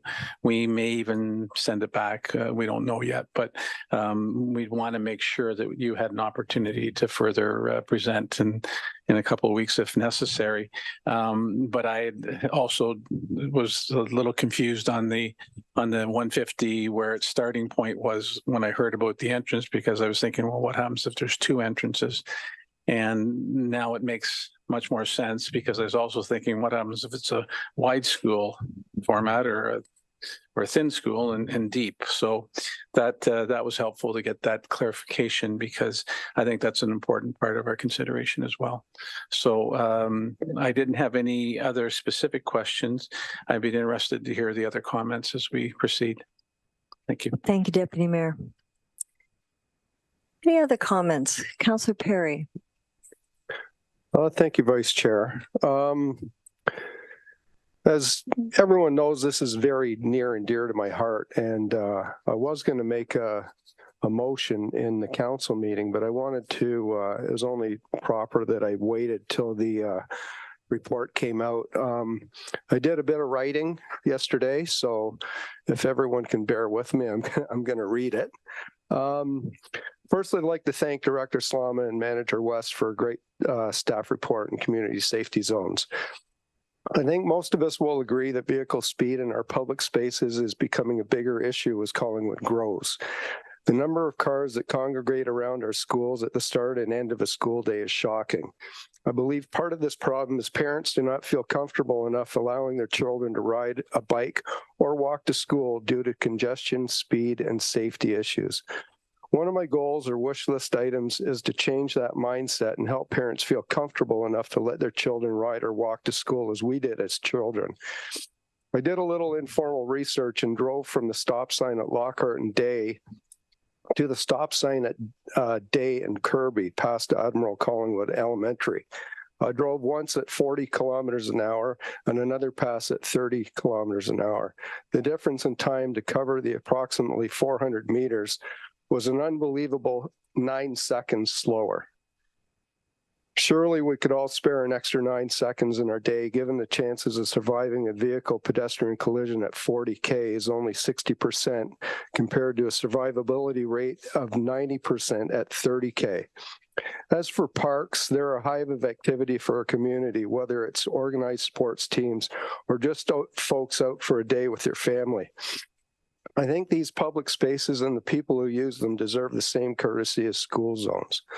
St. Lawrence Street running through Sunset Point is 30 kilometers an hour, and I have not heard one complaint about that area being too slow. Why not all public park areas? I truly believe this is a step in the right direction to help this community become a safer place. And as for the National Ski Academy, it's not just a high school, but it's used for many community groups, from seniors fitness to school groups using the facilities.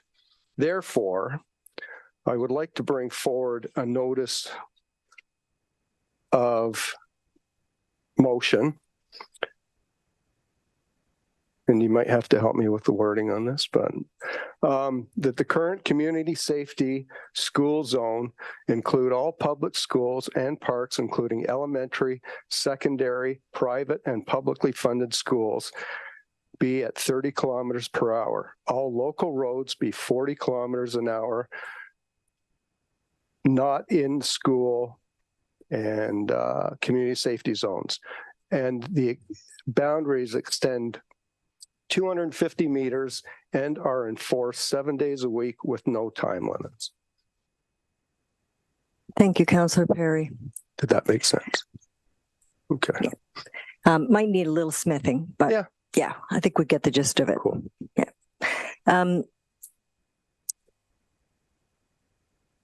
Clerk Almas, I guess if I can make some comments and then we can address the notice of motion. I'm just going to need your assistance here.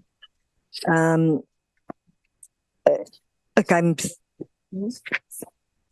yeah. No, I just was how we deal with this then. Yeah, thank you. Thank you. I actually had a couple of thoughts on what could potentially be a notice of motion.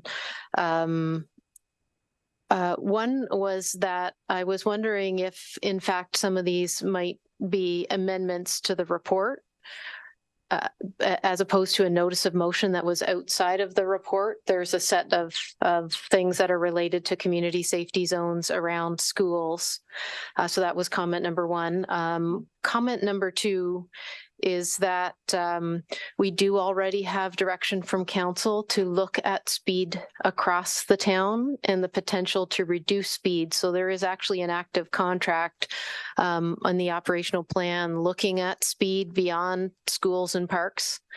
And that is, so I don't know if you want to take a look at that one. If you can certainly provide your notice, but whether you wish to have that go forward at a separate meeting, if you're satisfied that is happening, because it is already underway. And the 250 meters beyond schools and enforced 7 days a week. First off, on the enforced 7 days a week, all of the provisions that are in this report are 7 days a week, 24/7.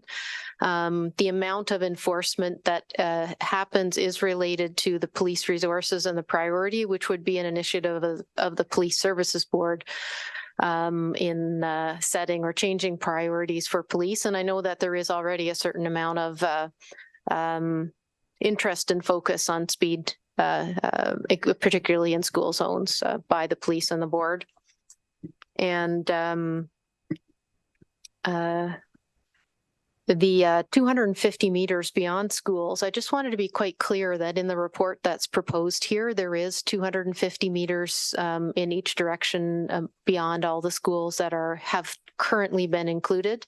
It's just because the 150 is school zone as it's set by legislation, and the other 100 meters would be community safety zone.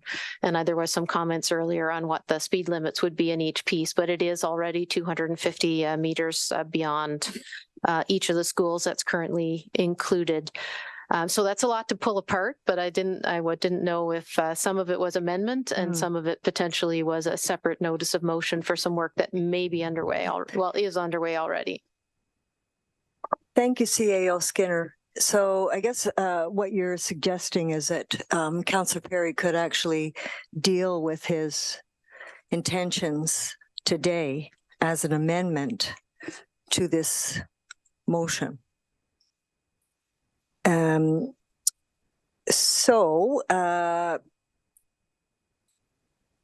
I'd just like to add my own comments, and then I will read in the motion as it is written here, ask you to propose an amendment if you so choose. And we'll probably want to sever these sections of the motion here. So all what I would like to say is I'm very much in agreement that all community safety zones and school zones alike should see a reduction in speed to 30 kilometers an hour. I was getting cross-eyed reading this report because some zones would be 40 and some would be 30. So although there's been a tremendous improvement in intention with the report, it's still not all the way to, I think, as simplified as it could be. And Director Slama, perhaps you'd like to comment on that piece. Thank you, Madam Chair. I understand that the report can be confusing. We did want to provide committee and council with all the information just to show, at least you can reference back on the charts and see where, things are today and what we were proposing for the future. So just to clarify something that CEO Skinner mentioned, which was what we have proposed is in all the school zones, the speed limit to be 30 kilometers per hour, except on Hurontario and Highway 26, where we have recommended those be at 40 because they are arterial roads, and then in all the community safety zones that they are 40 kilometers an hour. So just wanted to make that small clarification. Thank you.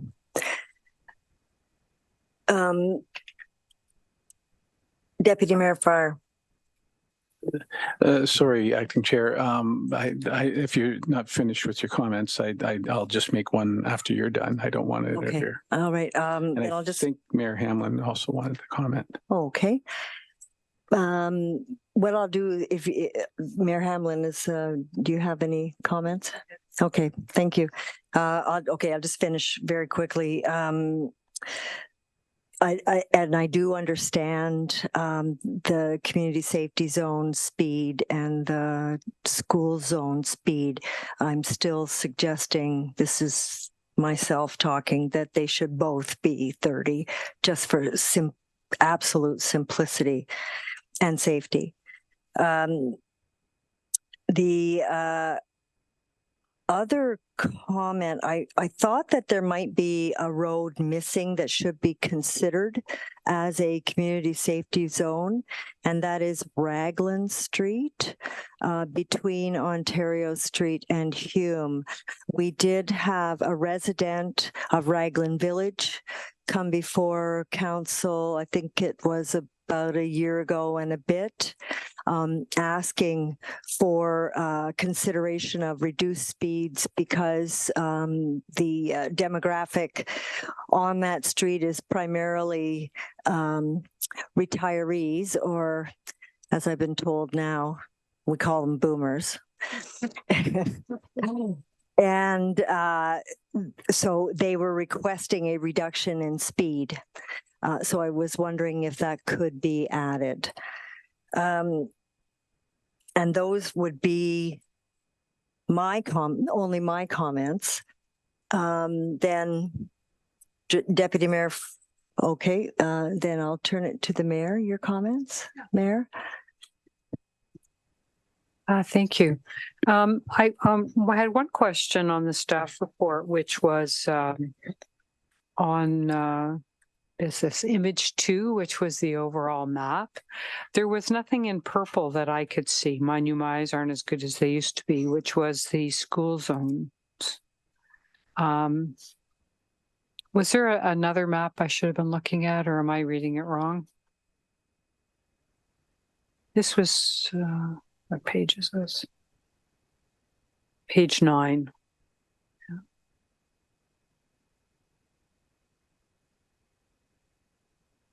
Well, I guess my comment is this, just at the end of this, however it comes out, it would be great to have everything on a map so we all can share what's happening. Yeah. Director Slama?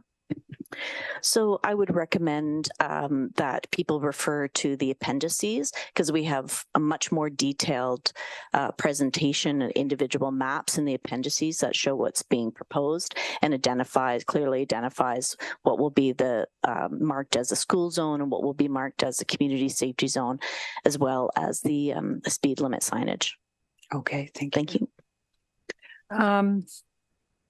I just wanted to say, I think we're very lucky in our community to have our Safe Streets Collingwood group who have had two individuals come this evening, and they spent a lot of time getting up to speed on what I'll call the rules and regulations around all of this. And so I have, through you, Madam Chair, I'm wondering if before this comes back to council, staff would be able to meet with these representatives and just go over their questions and comments about the staff report. So if any amendments were required or recommended, they could be brought forward in 2 weeks. Thank you. Director Slama Manager West, is that a possibility? Thank you. Through the chair, we certainly could reach out to Safe Streets Collingwood. I just wanted to note that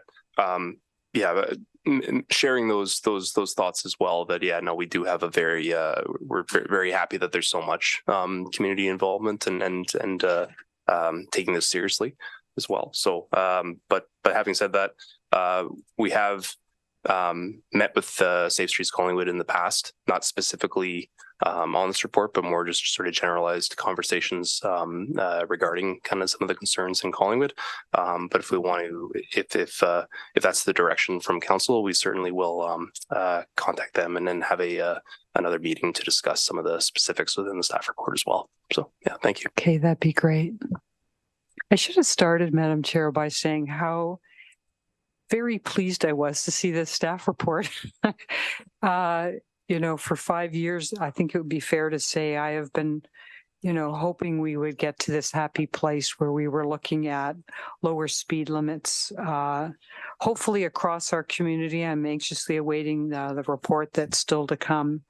But the recognition that the safety of our road network extends very much to our pedestrians and cyclists. So this report is a huge step forward, and I'm very grateful, as I say, that we have this before us this evening.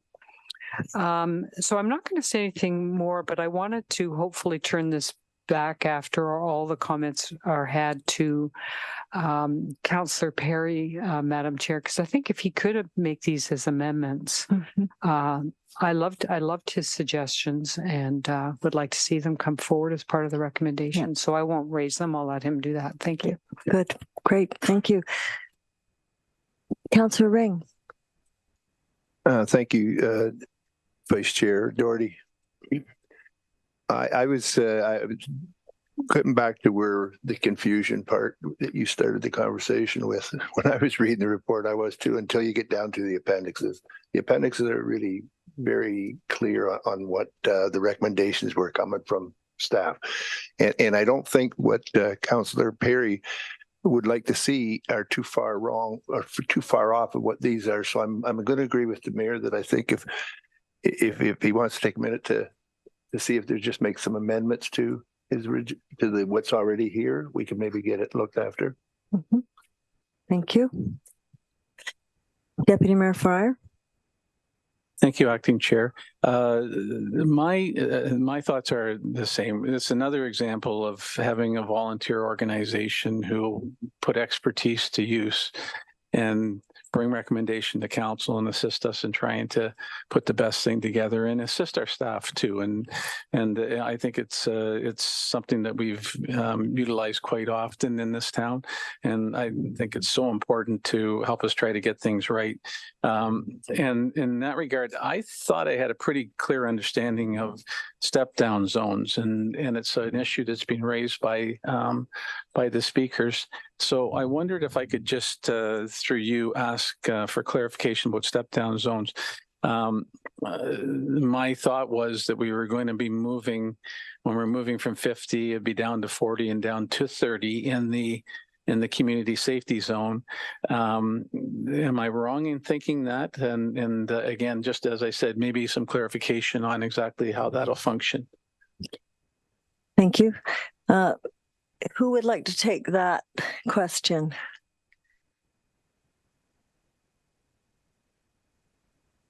Manager West. Thank you, through the chair.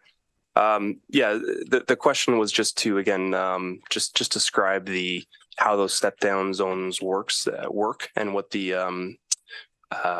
I guess what the benefits of them would be, rather than just going straight from 50 to 30 kilometers an hour. Is that kind of the gist of the question? I apologize for just reiterating it, but I just want to make sure I fully understand. Yes, because I see a benefit to stepping down. I think I do.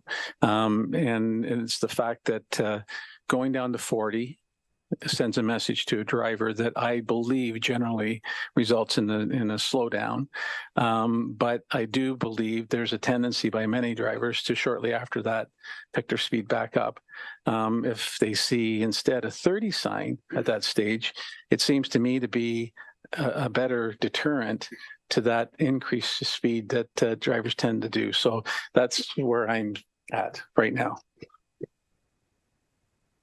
So then through the chair, I think the idea behind it is that from an enforcement and from how the public will generally, I guess receive these kind of changes to speeds, what we're thinking is that by dropping the speed limit gradually, you generally see this on other highways, major highways, and other areas through town where, when you have a major drop in speed, again, very, I don't know how to state this. It could be looked at as a, is this an area that the police will just sit there and wait for drivers to just cross over that area, I suppose. So, like those are, I guess, typical areas that are included by generally dropping speed limits. And I apologize, Peggy, is there something else I should add to that?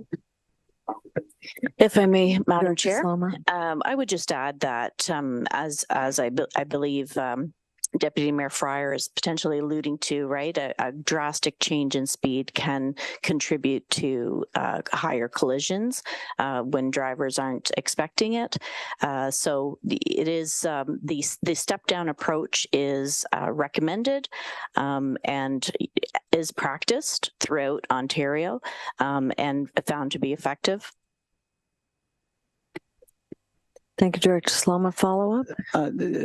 Acting Chair Doherty, would it be okay if we ask the delegation to speak a little bit more now they've heard from us before we hear the amendments? I don't want to vote on an amendment if there's information that would be possibly shared by the group when they have a conversation with the staff. So is that through you? Would that be okay? Yes. Yes. If council would like to hear again, and if our deputants or our speakers would like to come again and offer us any additional thoughts. It's all very complicated. I'm definitely not. I'm far from an expert on this. I'm totally a novice trying to learn as I go. But from this these zones, making it, slowly going down from 40 to 30. I don't think that there's any evidence, factual evidence. If you look at the CMF, the crash modification factor, you will see that it actually, by lowering the speed, you go from a factor, there's a range, there's been very a lot of studies done around this, but reducing the speed reduces the definitely the severity of all accidents. And that I think is very important.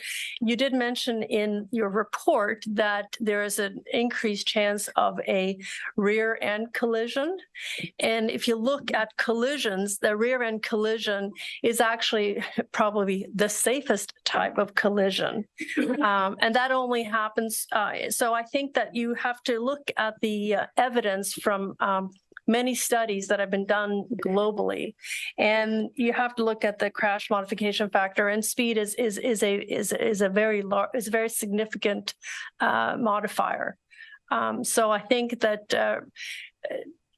the argument that drivers will be angry or that they think that they're being, that they're being set up, if that's, I'm speaking very sort of colloquially, but I mean, I think the issue is that you'll find this all over Canada, especially like Alberta was mentioned.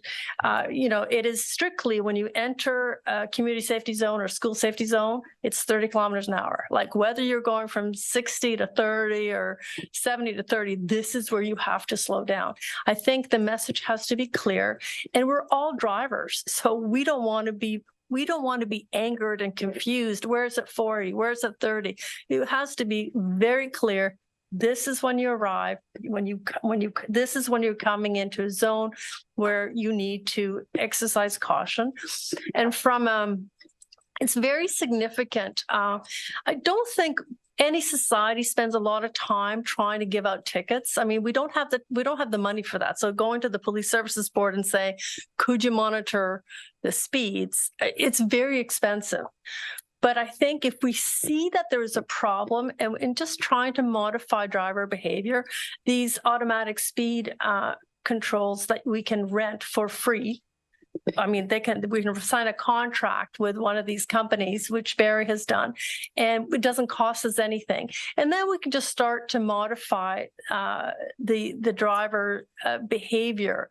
And it's very effective because you double the speed. In a community safety zone, if you speed, automatically your speeds are doubled in terms of your infraction.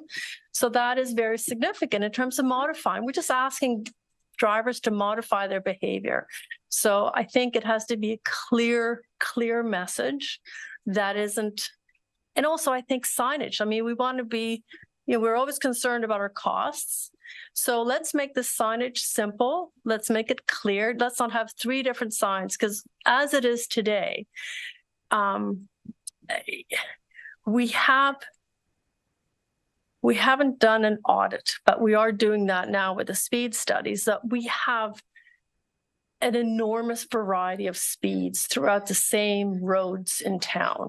It's very confusing for all of us. If I asked any of you to identify where they are, where they stop, where they start, it's just not clear. So I think that the message needs to be clear. If you're in a community safety zone, it's 30 kilometers an hour. And I just want to comment a little bit about the argument about an arterial road or a collector road. Council, we're very smart to pass the bylaw that we're going to lower the speed limits on here in Ontario and on 1 block on either side. There was no, measure. That's the arterial road. That is an arterial. It's the highest level of road that we have within our town limits. We lowered it to 30 kilometers an hour. To nitpick whether a road is collector or arterial, I think we need to say, why are we lowering it? What, as a society, do we want to do? What is it that we're effectively doing? We're just protecting the most vulnerable. And I think in terms of the school zones and community safety zones. So I think that, there's an argument about CCI. We have Councillor Perry referred to an accident that happened there. We need to take care. We can't just say, just because you're an arterial road, CCI, that we should be driving 40 kilometers an hour. We have a terrible setup with Subway and the candy store and Tim Hortons on the opposite side. And those kids, if anyone lives in this community, they are running across that road all the time. Ms. So I- Beck, I'll just interrupt long enough to say that you've hit your Done. 5 minutes. Got it. Thank you. Thank you for giving me the opportunity. I you. really appreciate it.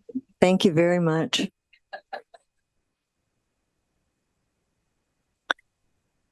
Okay.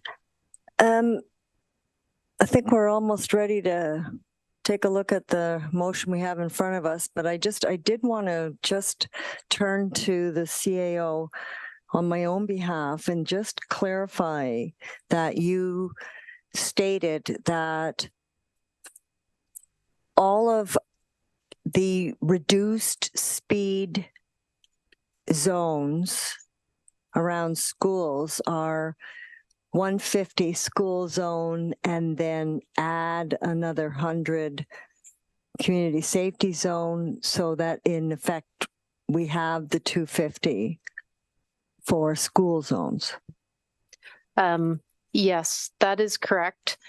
We were finding out some new things about the definition tonight, so we may have to lengthen some of those by the length of the property from the door to the end, but the intention is that there's 250 meters in each direction from a school.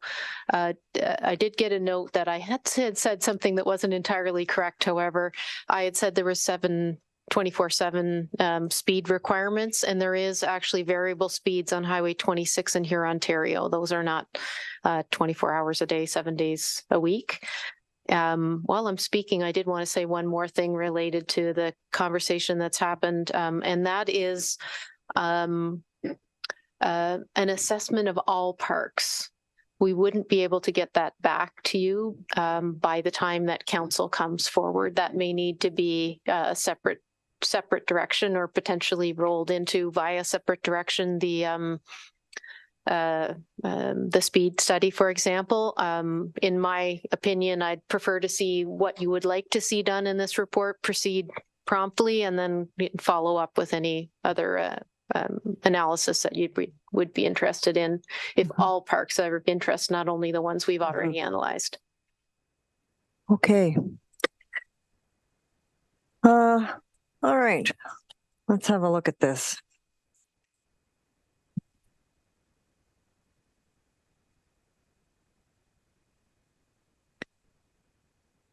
So I will read the motion as it stands, and then I'll ask Councillor Perry to put forward his proposed amendments, and I'm sure we'll get heavy assistance from the clerk. And we will move this thing forward.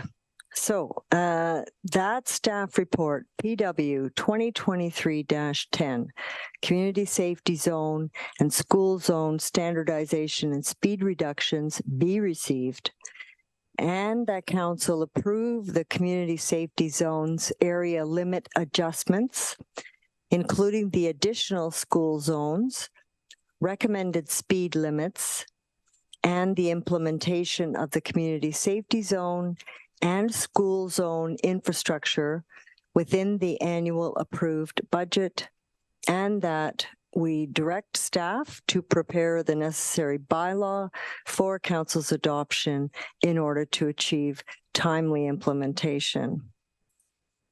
So mover and seconder for the amendment as it is drafted. Or sorry, the amendment, the motion. Thank you, Councillor Baines, Councillor Potts. Over to you, Councillor Perry. Thank you, Vice Chair Doherty. I would like to propose an amendment to the motion, or not motion, but report, that the community safety zones and school zones, actually all community safety zones, include all public parks. And you're going to have to bear with me here because I've got a whole bunch of notes. Include all public parks, lengthen the community safety zones or school zones to 250 meters. All local roads be 40 kilometers per hour and enforced 7 days a week with no time limits. Is that clear? Okay, Clerk Almas? Is that working? Thank you. Actually, no, I do need to add one thing that I forgot. Sorry. And including private and public and publicly funded schools. Private one is the big one, but how you fit all that in, I'm not sure. But yeah, it's just mainly the private schools. Thank you. Just for clarification, so the reduced speed limit is to how much? 30 kilometers per hour in all school zones, which I know it is going to be anyway. I just clarifying that, but community safety zones. Yeah. Like 30 as well in community safety zones. It's number one. Public parks. The length of the zone to 250. Yeah. And then the enforcement. Local roads. Okay. What's that? Oh, local roads be 40K.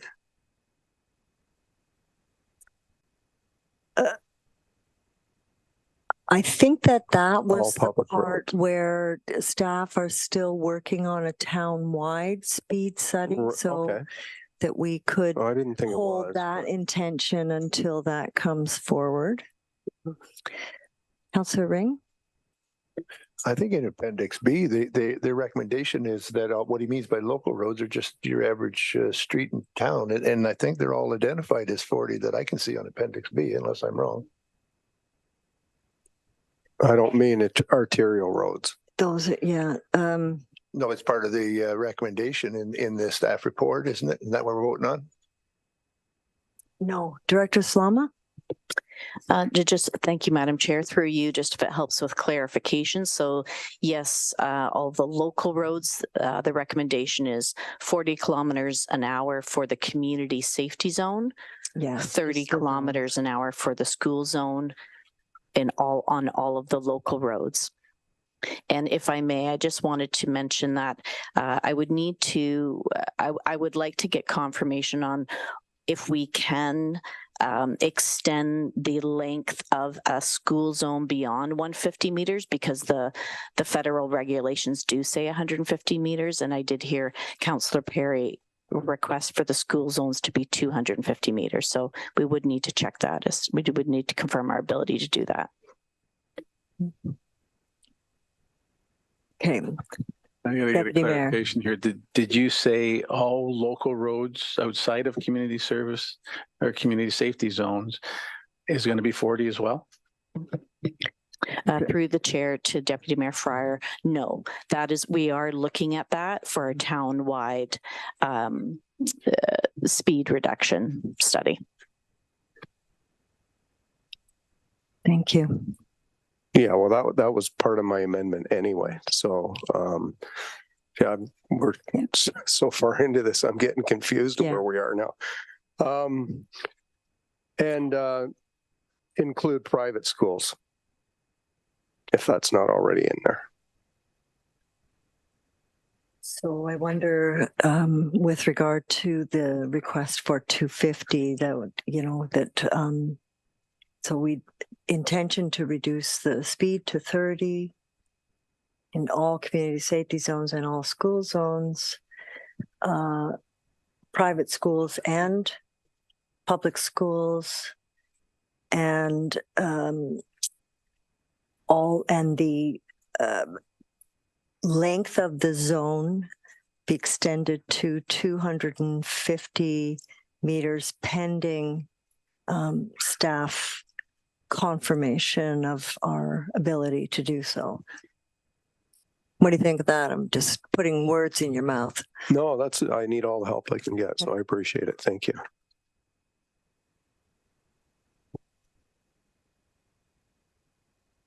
Okay, so I guess we can sever this out.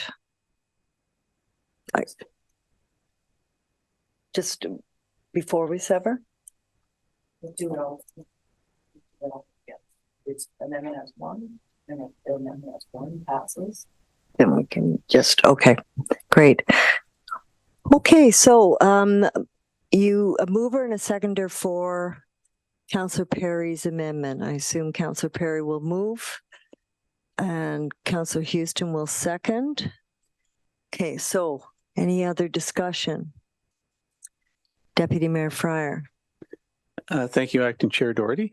I'm not going to support the amendment only because I would like to see staff come back in 2 weeks when we are council and present their further findings. I think there's been an awful lot of excellent work that's gone into this, and there's going to be further dialogue back and forth.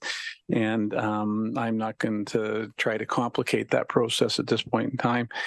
So I'm not going to support the amendment at this point in time. Thank you. Okay, if there's, Clerk Almas. Thank you. This one of the problems I've seen is that this is going to happen. Is it says within the approved budget. So I don't know if all this can be done within the approved budget. Director Salma. Thank you, Madam Chair. So that is correct.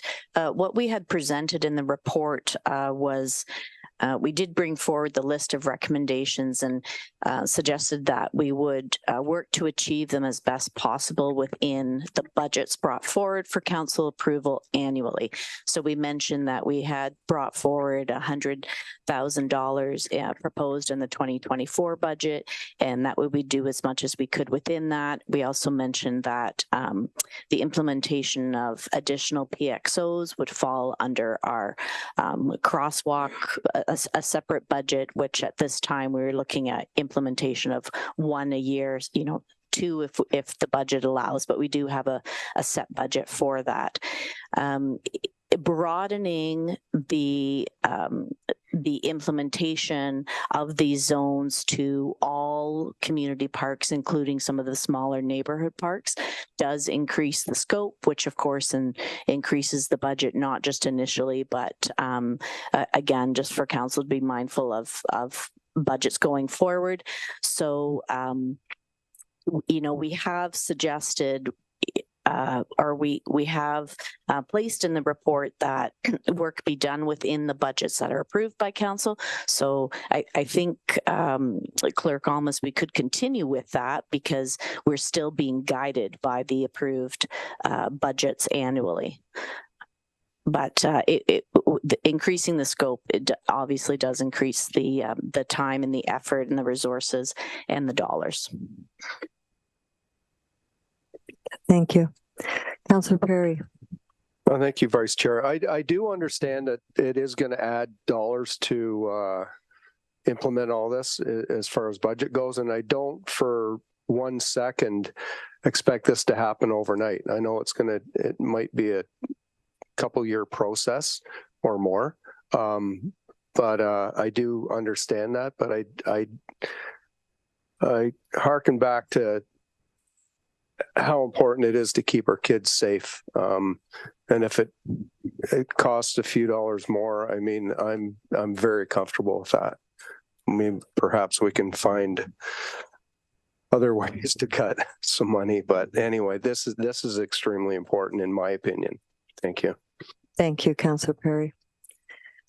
Mayor Hamlin. Thank you, Chair. I just want to suggest I'm mindful of our CEO's comments as well, that looking at all the parks might not be possible in the next 2 weeks. So perhaps when the staff report is looked at again and this comes back to council, there could be some time frame estimated as to when staff might be able to look at the parks in the community. So even if it isn't in 2 weeks, we'll have an idea of when we'll be seeing that. And secondly, I was wondering, in terms of implementation, whether staff is considering it might be possible to put all the signs up this 2024 for the what we're calling now two different zones, community safety zones and school zones, which I guess in the fullness of time might be called one thing or the other. But are they anticipating all those signs would go up in 24, or is that also a couple of year phase in? Thank you. Thank you. Director Slama? Thank you, Madam Chair. Through you to Mayor Hamlin. Again, ideally, yes, we would do everything or as much as we can. We have set the budget first, so we've set the budget at 100,000. We would go through the procurement process. There would, of course, be opportunity if we find to implement all of the works. And if that was above 100,000, then we could come back to council for the additional monies that were needed, or simply proceed within that budget and do what we can within that budget. Okay, that's great. Thank you. Okay, thank you. Deputy Mayor Fryer. Thank you, Acting Chair Doherty. I just want to be clear that me not supporting the amendment, I by in no means am not taking the safety of our residents into account.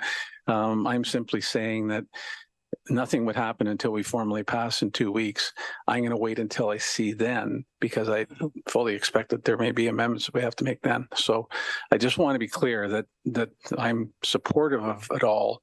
I'm just not going to support the amendment at this point in time. Sure. Thank you. Okay, so once and for all, can I call the vote for the amendment? All in favor? And that is 7 in favor and Deputy Mayor opposed. Thank you.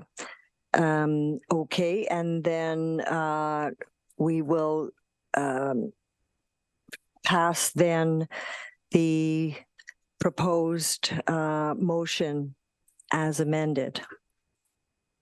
So all in favor of the motion as amended? Okay, and that is carried unanimously. Thank you. Thank you, staff. Thank you, public. Okay. Moving on then,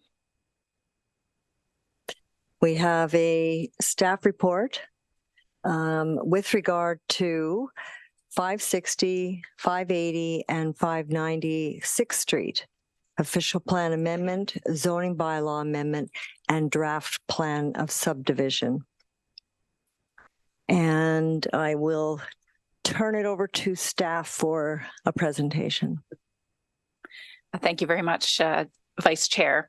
So I have a few introductory remarks as Community Planner Nolan makes her way up to the podium. So committee will be reasonably familiar with this application. There was a statutory public meeting earlier this year that was very well attended by the public, mostly neighbors. And there was a number of issues that were discussed at that meeting, including density, traffic, safety, road connectivity, parkland, and other matters. Since that time, staff have worked with the developer, commenting agencies, as well as our peer reviewers to address the items that were raised at the public meeting or confirm that they can be mitigated through the appropriate technical solutions, such as traffic calming measures or further studies at the time of site plan control. So we are before you today with applications in the form that staff can support as being consistent or conforming with all the relevant planning instruments, as well as our lengthy and detailed technical review. In addition, this project has received one of the highest scores through our servicing capacity allocation policy that we've seen to date based on its positive attributes. I would just like to highlight for you, though, that you may have noticed the staff report is slightly different than you would normally expect for this type of development application. So in the motion, we've actually included two options that are both supportable by staff through our professional opinion. And there's a third option as well described in the report that's being advanced by the proponent. Essentially, these two options are related to the consideration of permitted higher density for a portion of the site to be justified by voluntary contribution of affordable housing units by the developer. These proposed affordable units would meet the town's definition of affordability to the 4th to 6th deciles, whether they be rental or ownership, and they would remain affordable for a 25-year period. The conversation really turns on the word significant in the official plan. The plan provides that council could, in part, justify an increase in density beyond the maximum limit permitted in the official plan if a significant amount of affordable housing is being provided with the proposal. The word significant is undefined in our official plan, and therefore it's subject to interpretation. The developer is asking committee to consider 7.5% or 23 units to be significant enough to support an increase in density for the high density residential block, which would result in 76 more apartment style units. Staff are suggesting that 10% or 30 units would be more appropriate to meet the test of significance, and we have outlined our rationale in the report. However, we do want to recognize, as we've said many times, that municipalities don't have tools to compel the provision of affordable housing units, and we do have to work with the development community. And we also know that it can be challenging for developers to retain the financial viability of projects with a significant amount of affordable housing as components in the absence of strong financial incentives from governments. So Community Planner Nolan, she's ready to take you through these options, but I would highlight again at this point that staff can support either the original density proposed, which is within the existing limits of the official plan, or the higher density requested with a 10% affordable unit offering. Thank you for the opportunity to provide these remarks, Vice Chair, and at your concurrence, we'd move to the presentation. And we'd also note that the applicant's agents are here with us today in the gallery, should we wish to call on them for assistance to answer any questions. Thank you, Director Valentine. Welcome. Thank you. So I have prepared some slides to present to the committee of the whole. The recommendation on behalf of planning services with respect to the subject lands, municipally addressed as 560 586th Street. So next slide, please. So the town received applications for official plan amendment, zoning bylaw amendment, and draft plan of subdivision for the lands municipally addressed as 560 and 586th Street and a small unaddressed parcel to the south of 596th Street.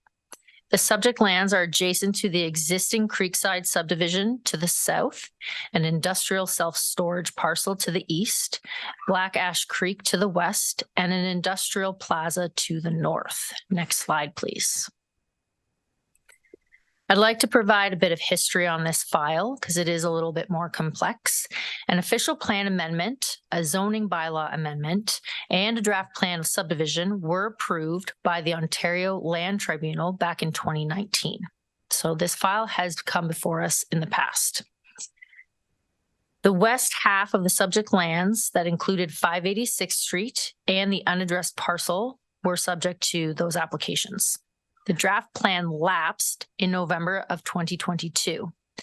The owners acquired a new parcel, 566th Street, and resubmitted the applications for official plan amendment, zoning bylaw amendment, and draft plan of subdivision. A public meeting was held for these new applications on January 30th of 2023. Followed by 3 different submission packages of various materials, including all the reports and studies, have been reviewed by staff and also peer reviewed. And it has been an iterative process with the applicant as we work through the technical aspects of the proposal. Next slide, please. The official plan designation that exists on the property today is residential, with a small high density block as well as a medium density residential designation, which you can see in green, and the high density block is in red. So those were previously approved under the old application that lapsed.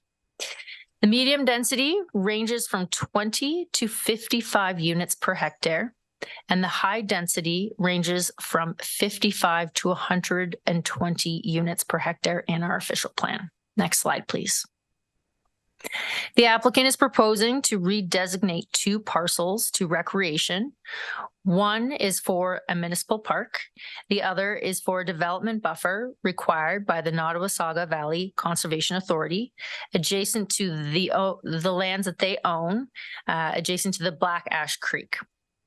The applicant is also seeking to redesignate a portion of the subject lands where that blue arrow is pointing to allow for high-density residential. The high-density residential, as mentioned, has a maximum density of 120 units per hectare. Next slide, please. However, this is where things get a little more complicated. There is a policy in the town's official plan that, with a significant amount of affordable housing as a component of the application, council may grant an application to exceed that density range of the official plan. In particular, in this situation, the applicant is proposing 7.5% of units of that high density block, which is 23 units, in exchange for an increase in density. So the density would go from 120 units per hectare to 159 units per hectare. It is challenging to defend what is significant and what's in a significant amount of affordable housing, because the planning policies, and from a planning policy perspective, there's no definition or other policies that describe what significant means. The town of Collingwood and the county of Simcoe policies suggest that 10% of units built should be affordable. It is key to note that this percentage also includes county-initiated purpose-built units for affordable units. Therefore, planning staff believe that 10% of affordable units, a total of 30 units for the subject site, would be considered a significant amount, and the developer would still receive the same density, 159 units per hectare. So that would be 30 units that would be affordable. Next slide, please. A zoning bylaw amendment is required to expand the high density block and rezone it to residential 4th density. That would acknowledge the development buffer area and the municipal parkland as recreation. So we have rezoning from recreational parkland will kind of remain the same. And then we also have to rezone a holding provision. So we would apply a different holding zone to the residential land on those portions that you see. So next slide, please. The townhouse units are proposing residential 3rd density with a special provision to reduce the lot frontage, reduce the lot area, reduce the exterior side yard setback for end units adjacent to municipal roadways, and to reduce the interior side yard setback between end units of the townhouse units and townhouse blocks. In all other respects, zoning provisions remain the same. The holding provision that would change from a holding 12 to a holding 20 is a provision being applied to the residential zones to ensure that the town can confirm that municipal water and wastewater through the servicing capacity allocation policy is secured and feasible, and that the subdivision agreement is registered on title with the Land Registry Office prior to any site alteration. Next slide, please.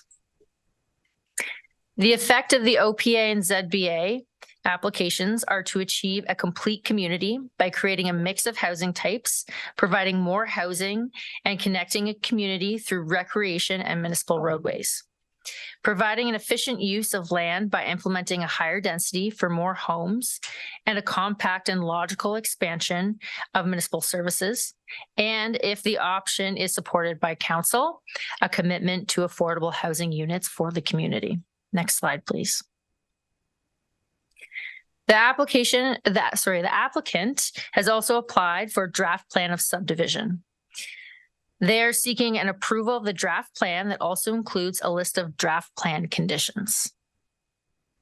Those conditions have to be fulfilled in order for the applicant and the town to register the final plan and register a subdivision agreement on title as well with the Land Registry Office. Next slide, please. The town has a council-approved servicing capacity allocation policy that has a clause stating that a maximum of 100 single detached unit water and wastewater equivalents can be built within one single phase. So you can see that we have the development showing a phasing plan to accommodate this single detached dwelling unit equivalents. So the development has over 200 SDUs, and they're proposing to do the townhouses in one phase, and then the other high density block apartment buildings would be done in two separate phases to meet that servicing allocation policy. Next slide, please. During the January public meeting and throughout the past year, we have received many public comments, questions, and concerns. The subdivision process is very complex and requires a lot of investigation, research, and analysis. Through the investigative review, town staff were able to address the public comments by requiring 5% parkland dedication for the town to own a park within the development. The majority of studies submitted were peer-reviewed to assure that the data and research was correct. The town is requiring traffic calming measures on Holden Street, and that street will connect into the subdivision as well, and they're requiring traffic calming for the extension of that street. The applicant has met the parking requirements of the zoning bylaw. The developer is providing road upgrades to 6th Street, which includes left-hand turning lanes. And the developer is required to upgrade the sidewalk to a multi-use trail along 6th Street. And the developer is required to provide 25% financial costs of the signalized upgrade to the intersection of High Street and Chamberlain Crescent. Next slide, please. There have been many studies completed, and within the draft plan conditions, it is still a requirement that the developer update those studies as we move through the process and get closer to a subdivision agreement, or if there's any other new information uncovered as we work through the subdivision agreement and draft conditions. Next slide, please. The applications are consistent with and conform to provincial policies, county policies, and are in general keeping with the future vision and plan for the town of Collingwood. The proposed applications help to meet the need for more homes and has a potential for increasing affordable housing options within the community. It fulfills the vision of the subject lands, which have always been planned for residential development. Next slide, please. The next step for these applications is for a decision and adoption by council. As a reminder, council does not approve official plan amendments. The county approves those. They are the approval authority for official plan amendments. They can recommend adoption to the county, but ultimately it's the county's decision. Council can make a final decision with respect to the zoning bylaw amendment, as well as the draft plan of subdivision. After a decision is made, a notice of decision is issued, and there is a 20-day appeal period for the Ontario Land Tribunal. The appeal process is limited to public bodies, the applicant, or the town for a draft plan of subdivision. Public bodies are defined in the legislation under the Planning Act. And for official plan and zoning bylaw amendments, those individuals who can appeal are ones who have made submissions at a public meeting or submissions prior to council making decision. Next slide, please. After a decision has been made, the town and county councils, after a decision has been made by town and county councils, the applicant will be required to submit an application for site plan control for the high density block and work through the draft plan of subdivision conditions. Once all conditions have been fulfilled, the applicant and town will work together on creating a subdivision agreement. The subdivision agreement will then come back to council for a decision at a future date. That subdivision agreement will need a decision prior to it being registered on title to then achieve a final subdivision. Next slide, please. So to summarize, staff are recommending the adoption of the official plan amendment proposed. And they're also recommending an approval of the zoning bylaw amendment and the draft plan of subdivision along with the conditions proposed. And if you have any questions, please let me know, but that is the end of my my presentation. Thank you very much. Very thorough presentation. Are there any members of the public that would like to speak to this staff report? And I'll just ask you to remember that this is not a statutory public meeting, and you should limit your remarks to no longer than 5 minutes in length. Thank you. Thank you, Madam Chair. My name is George Marin, members of the committee. I'm a resident of the Creekside Subdivision. I had the opportunity to attend on the 30th of January of this year to address you. And at that point in time, we had been provided with a notice of the January 30 meeting, and that was on the 5th of January. So we had a significant amount of notice. We had the opportunity to review the materials that were presented or that we anticipated were going to be presented. I'm here today being able to advise you that that's not the case, that only late last week on Thursday where we made aware of the fact that this committee would be meeting today to consider these matters. And so my request at the outset is to request an adjournment of this application to amend the official plan and the zoning bylaw in order to give my community an opportunity to present itself. And I want to refer you to the page 28 of the 30-page report. At that indication was that on the meeting of January 30, there were 40 people in attendance here in the chambers. There are 14 people who provided verbal comments and 11 individuals who have provided written comments. So there were 65 people basically present and involved in the process at that time. The page outlines the concerns which the residents in my community had at that time. And I don't intend to go through that. I'm just going to refer you to page 28. But those concerns remain prevalent and before us all today. When I made my remarks on January 30th, one of the concerns that I expressed was that we don't know who this developer is. He's never identified himself, and we're being asked tonight to put our faith in what he indicates he will do, what he will comply with down the road.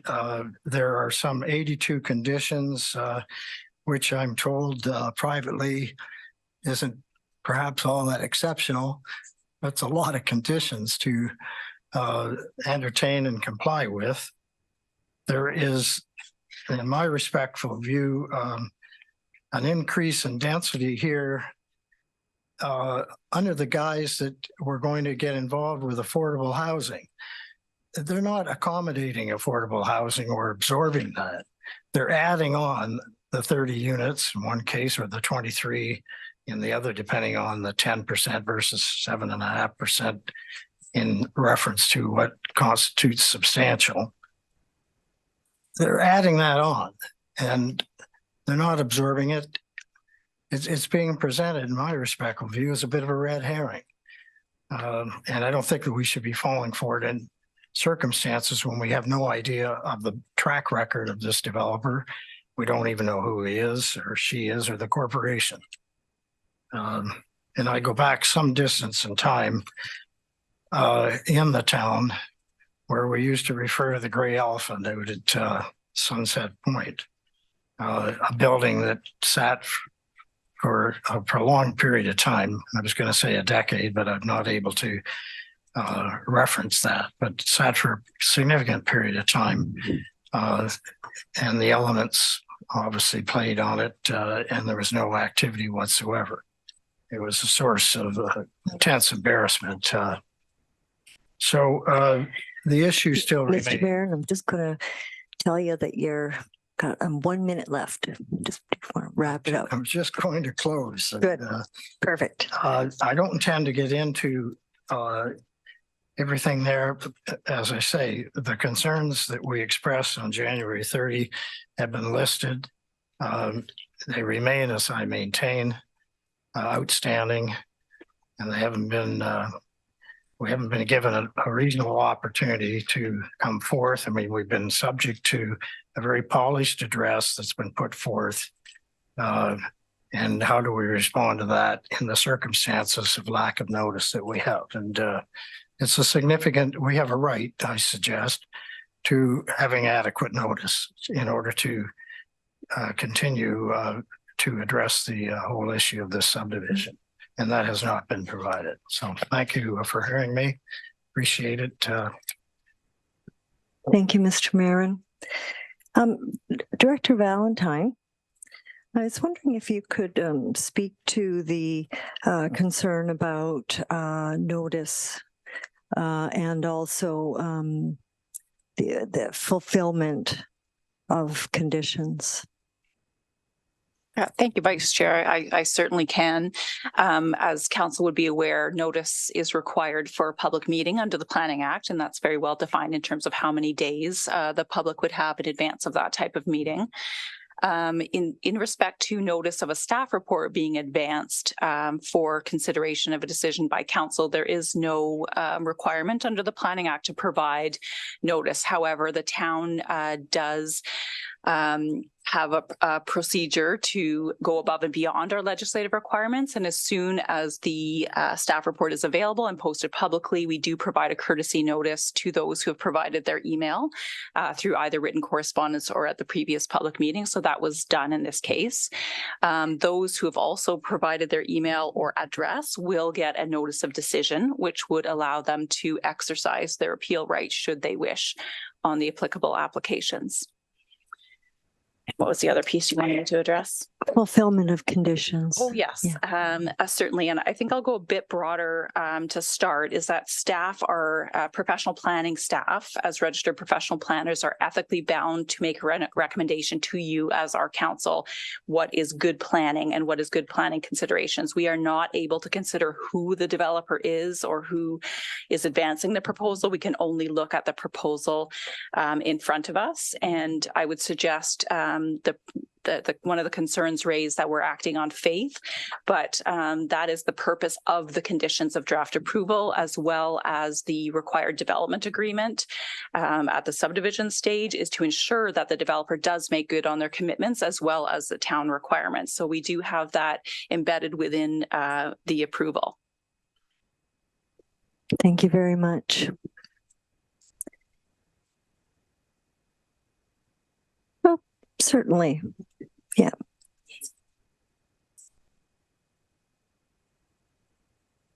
Not standing here in any way questioning the ethics and the professionalism of the persons who are working for the town of Collingwood. I know a lot of them personally, and I wouldn't do that. My issue is I don't have any of these reports. I'm being asked to put my faith into persons who are not necessarily with the town. They're advising the town. There's this talk about peer review. I don't know what that means. It's not identified in any fashion. And there's talk about the town having reviewed things and discussed things. I'd like to be privy to that. And I think I'm entitled to that because this is affecting my community in a significant way. And we addressed all that on the 30th of January, and it's all listed once again, page 25. Thanks. Thank you, Mr. Marin.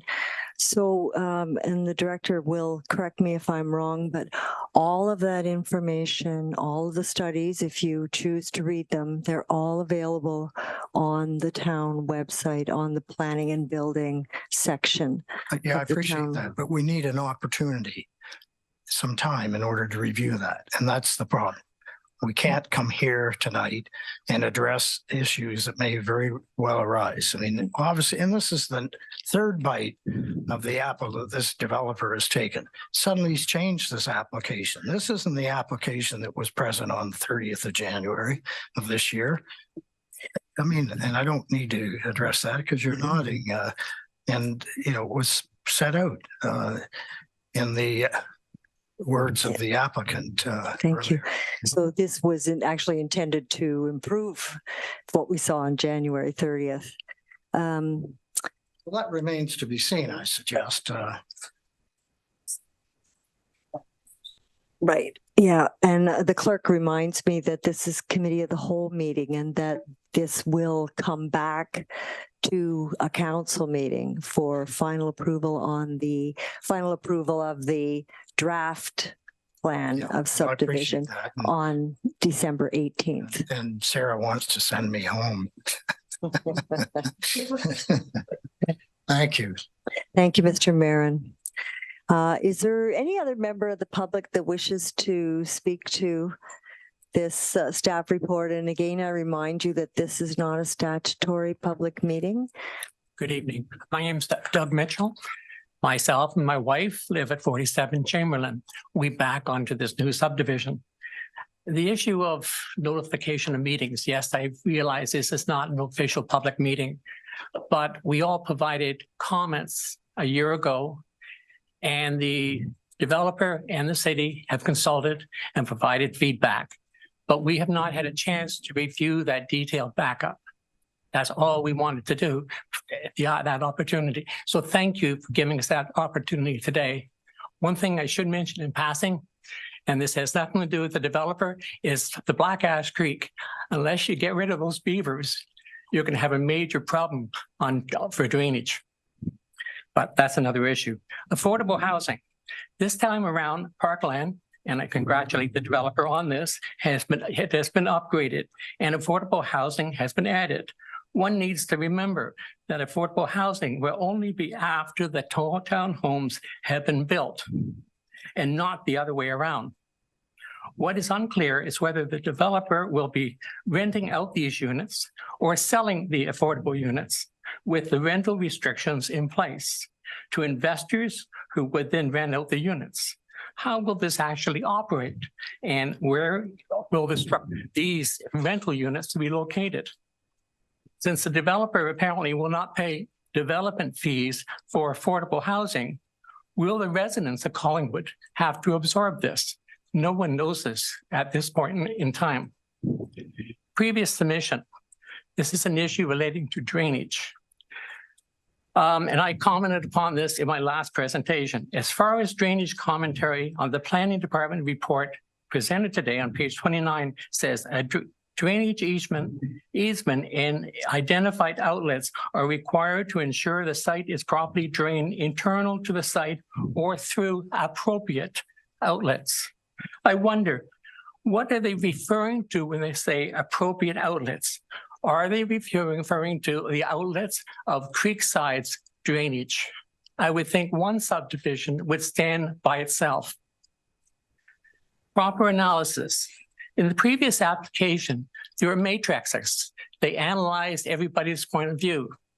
This time around, those matrices are not on the public website. The previous matrix has been removed. Why? It would give us an understanding of the rationale of what was accepted or not accepted.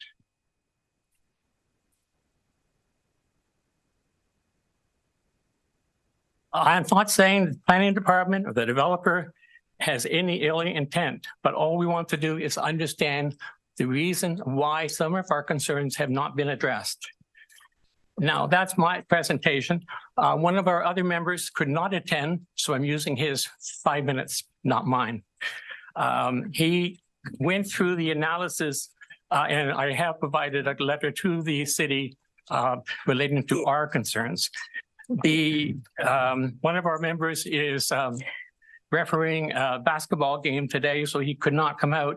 He was concerned about the various number of units and the numbers that made up the computations going from, is it 170, 72, or 347, or is it 301?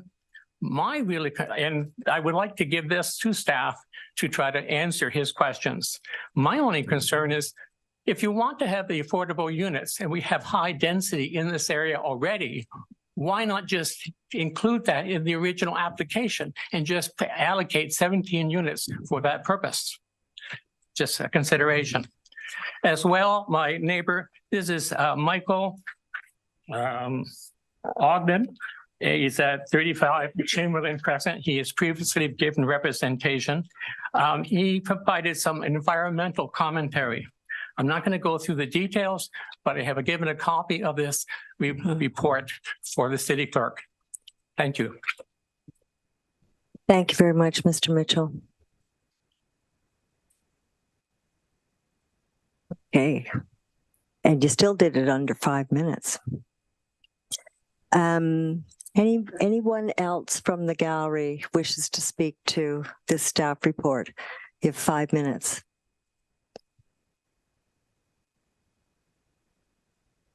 Madam Chair, Council and staff, I'm Ian Cartwright, 316 Holden Street, Collingwood, email address cartwright01@sprynet.com.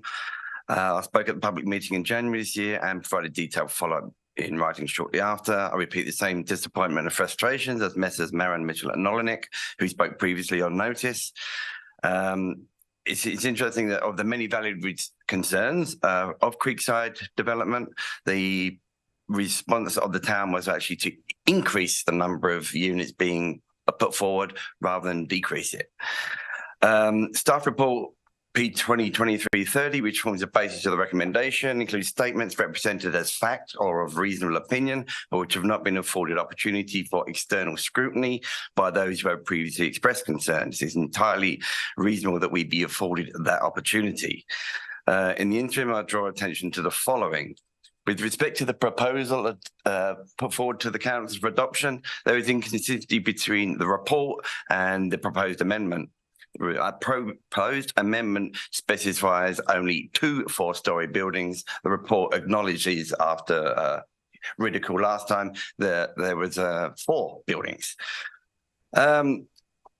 Also, the staff the Appendix D, which is the most important appendix, was not provided in the information. That one speaks to the commentary of the servicing capacity allocation policy and the town's scoring of 71 points out of 95. 2 issues here. First of all, there's been an apparent change in the policy. Previously, it was 110 total points. Now it's only apparently 95. We don't know why that has changed and what it constitutes. Secondly, it's not possible to understand how the town scored 71 points if we haven't seen that matrix. And when I looked at that previously in what I thought was an objective view, I came up with 25 points. And yet the town has managed to get 71. And yet there's been no material improvements to that proposal. So that is an important piece of information we have not been provided with. On the topic of affordable housing, there's talk about affordable housing, but no talk about what it is or how it will be administered. Will it be by prescribed rent control? Will it be by selling units below market price with restrictive covenants on subsequent resales? Or will it be by other means? Each has different risks and consequences to neighbours. We have none information about that. I'm going to skip that, but going back to the pivotal point, apparently, which has been presented to us, is all about the word significant. I challenge that there's a second point here which has been overlooked, and I will recite exactly what was put in the report, which was. And this is the report states, within the official plan, policy 4.3.2.3.4 suggests that residential intensification may be permitted in excess of applicable density ranges if the development is along arterial and collector roads and there is significant affordable housing component. If the county has a target of 10% as a minimum, I fail to see how 10% is significant. It's a minimum.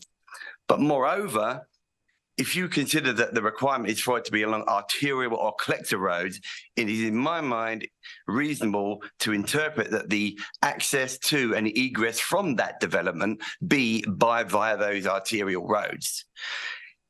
We are now assuming that this development will also use Holden Street as a means of access and egress. So that actually contradicts the very statement on which you're trying to rely, because you're now using a non-arterial road, a non-collector road to disperse traffic. I think that's enough. Probably wore myself out, but I think there's more than enough suggestion here to show that we have not been given a considerable amount of information which we're entitled to.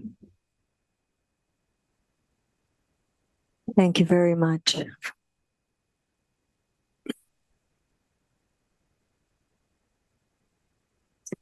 Any other comments from the public? Yeah. Okay. Wonder if staff would like to comment on the drainage issue that was flagged here, or reference to where someone can find reports such as the SCAP and other reports that back up the original project proposal. Director Valentine. Yes, thank you, Vice Chair. I can start, and then we'll hand it over to our engineering friends to answer the question about drainage. You were correct earlier that the documentation that's been referenced in the staff report is available online. And if you need help in accessing that, Community Planner Nolan or Manager Ayers in her absence would be happy to assist you in terms of where you can find that information. And with respect to drainage, Stuart or Peggy?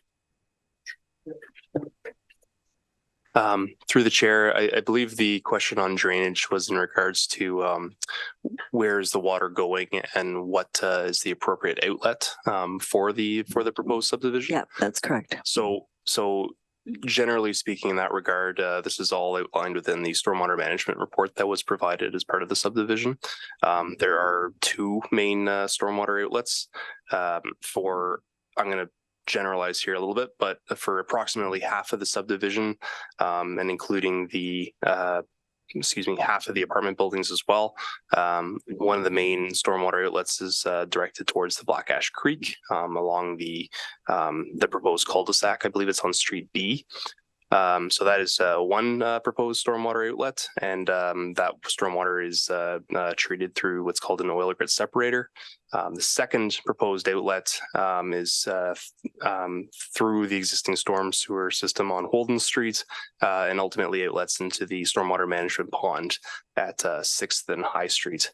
Under the, again, also identified in the stormwater management report, however, the overall pond located at that 6th and High was originally designed to incorporate some of those future lands that would be proposed for development as well. So the developer is certainly following the required policies and drainage areas identified in the original stormwater management report as well for the Creekside subdivision. So, but thank you very much. If there's any other questions, happy to try to answer that. Thank you, Manager West. Okay, committee, I will read in the motion and we can put it up for discussion. So that staff report P 2023-30, 560, 580, and 590 6th Street, official plan amendment, zoning bylaw amendment, and draft plan of subdivision be received. And then we have two options. Option one, with no affordable housing, and that the official plan amendment to the Town of Collingwood official plan as attached as Appendix A to Report 2023-30 be adopted, and that bylaw to amend the Town of Collingwood zoning bylaw be enacted and approved and attached as Appendix B to Report 2023-30, and that the draft plan of subdivision file number D120222 560, 580, 596th Street, dated September 18th, 2023, and attached as Appendix C, be approved to the recommended conditions contained in Appendix D of the report 2023-30. And then option 2 recommendation from staff for 10% affordable housing. And that the official plan amendment to the Town of Collingwood official plan attached as Appendix A to report 2023-30 be modified to permit a density of 159 units per hectare and to reflect the commitment to 10% of affordable housing units on Block 1. So that is 30 units in total, and be adopted as modified. And that a bylaw to amend Town of Collingwood zoning bylaw be enacted and approved, attached as Appendix B to report 2023-30. And that the draft plan of subdivision, file number D12022, 560, 580, and 596th Street, dated September 18th, 2023, and attached as Appendix C, and the draft plan of subdivision conditions contained in Appendix D to report P 2023-30 be modified to include the commitment to 10% of affordable housing units on Block 1, 30 units in total, and to ensure that density-sensitive supporting studies are updated prior to final approval and registration of the subdivision and be approved as modified. Can I have a mover and seconder? Deputy Mayor Fryer, Councillor Ring. Council, questions or comments? Mayor Hamlin. Thank you, Madam Chair. I'm going to support option 2, which is the 10% affordable housing option. And I do have comments on a few things, but I'll just speak to that firstly. We have limited tools available to us as municipalities to get affordable housing units. And lucky for us, we have a provision in our official plan that says what it does, and it gives us this flexibility where there is additional density being sought.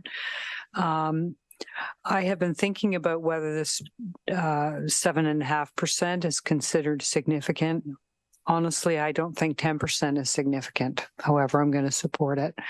And I have a very long view of these things. And I just looked up, those of us who are closer to my age will remember the peak of the housing market in '89. And I just looked here and a report on the Toronto housing bubble in '89. So between 85 and 89, the average price of a house in the GTA increased by 113%. And why that's relevant is and they say it's because of the very low unemployment rate and large flow of immigrants. So why this is relevant is what resulted at that time is the province introduced measures to create affordable housing. And one of those was to require new developments to have 25% affordable housing for 60% of the population. And to me, that was a significant impact. And I saw developers at the time coming up with novel ways to design fourplexes on lots so they could meet their 25% requirements. So all to say, I think 10% is more significant than 7.5%. If it was up to me, I'd be going for 25, but I'm going to accept the staff recommendation in that regard. I do have a question, though, if there has been, through you, Madam Chair, to staff, if there's been any discussion as to what phase the affordable housing units would be located. Director Slama, will you? Oh, okay. Go ahead. I can answer that. So the affordable units are proposed in apartment buildings. So they'll probably be distributed among all 4 buildings. I'm not entirely sure. this still has to go through a site plan process. So this is just to establish the fact that affordable housing units will be committed to and be available to the public, but it does not establish what building, what that looks like, the integrated details of the actual design of the building. So those will get panned out later. Because I think it would be, thank you for that. I think it's important if, that we get these units sooner than later. And certainly the value of the property and the financing that's available to it goes up as soon as these approvals are in place, and particularly once the servicing is allocated. And so we have a need now for these units. And so I hope that staff will be able to work with this developer to get those units into the first phase of the apartments after the townhouses are built. One of the things I was pleased to see that Holden there's going to be some traffic coming on there. And I know at the public meeting, we heard some comments that no one in Creekside had contemplated that Holden would be, a through street and that the community would be finished as it is being proposed to be finished now. And I'm wondering if there had been a sign there, or I sort of suppose I should say, there had been a sign at the end of Holden saying, this is the access point for future development. It may have given more notice to the community as they were buying their homes what was coming. So why I raise this now is I noticed that one of the streets in the proposed plan of subdivision goes east. It's going to be a dead end going east into what could be in the future another residential extension of those lands being developed. So I'm wondering, as a condition of subdivision approval, if the developer could be asked to put a sign up there that would indicate the future extension of that road was possible. Thank you, Director Valentine. Do you care to comment on just that request? Yeah. Thank you, Madam Vice Chair. I don't see why that wouldn't be acceptable, although we will certainly speak to the developer and their agents subsequent to this meeting, but before the council meeting. I wasn't asked specifically, but I just do want to be very clear here that the affordable units are in the apartment blocks, which are shown as phase 2 and 3, and that would be part of your approval. So if you are seeking an earlier phase, then that would be something that you would request or amend through the approval. So I just want to be very clear that once it's approved, staff have no sort of ability to say, no, you must provide them in an earlier phase, because council will have already approved the phasing schedule through this draft plan of subdivision. So for clarity and your consideration. Okay. Thank you, Director. Thank you. I have just a couple more points and then I'll be done. Okay, go ahead. I also wanted to respond to one of the comments about who is the developer and what's their track record. And I know our planning director did address that, but I wanted to say that, she's quite right. There's nothing, it doesn't matter who it is. And sometimes what we see is once these approvals are in place, the lands are sold. So what's important is that we're protected by the conditions in the draft plan of subdivision, and that we're protected through the site plan and agreements that go on title with site plan. And we rely heavily on our staff to make sure those protections are in place. So I just wanted to assure the public that who it is, that's not what we're relying on in any development. And I'll just pick up on what our planning directors mentioned, which is if we want to have the affordable units in a particular phase, we should speak up now. So I will make an amendment, if I may, that the affordable units be provided in phase 2 of this development. Thank you. Thank you, Mayor. Okay, so you're moving that amendment, and Deputy Mayor Fryer is seconding. Okay. Yes. Yeah, Deputy Mayor. Acting Chair Doherty, I take it we'll deal with the amendment a little bit later. Yes. We'll still speak. Okay. I too share the same sentiments as Mayor Hamlin. I'm supportive of option 2. I've been looking at the 10%, and it's been clarified to us that it's apartment units within the phases. So what would the total number of apartments be in 2 and 3, please? Okay.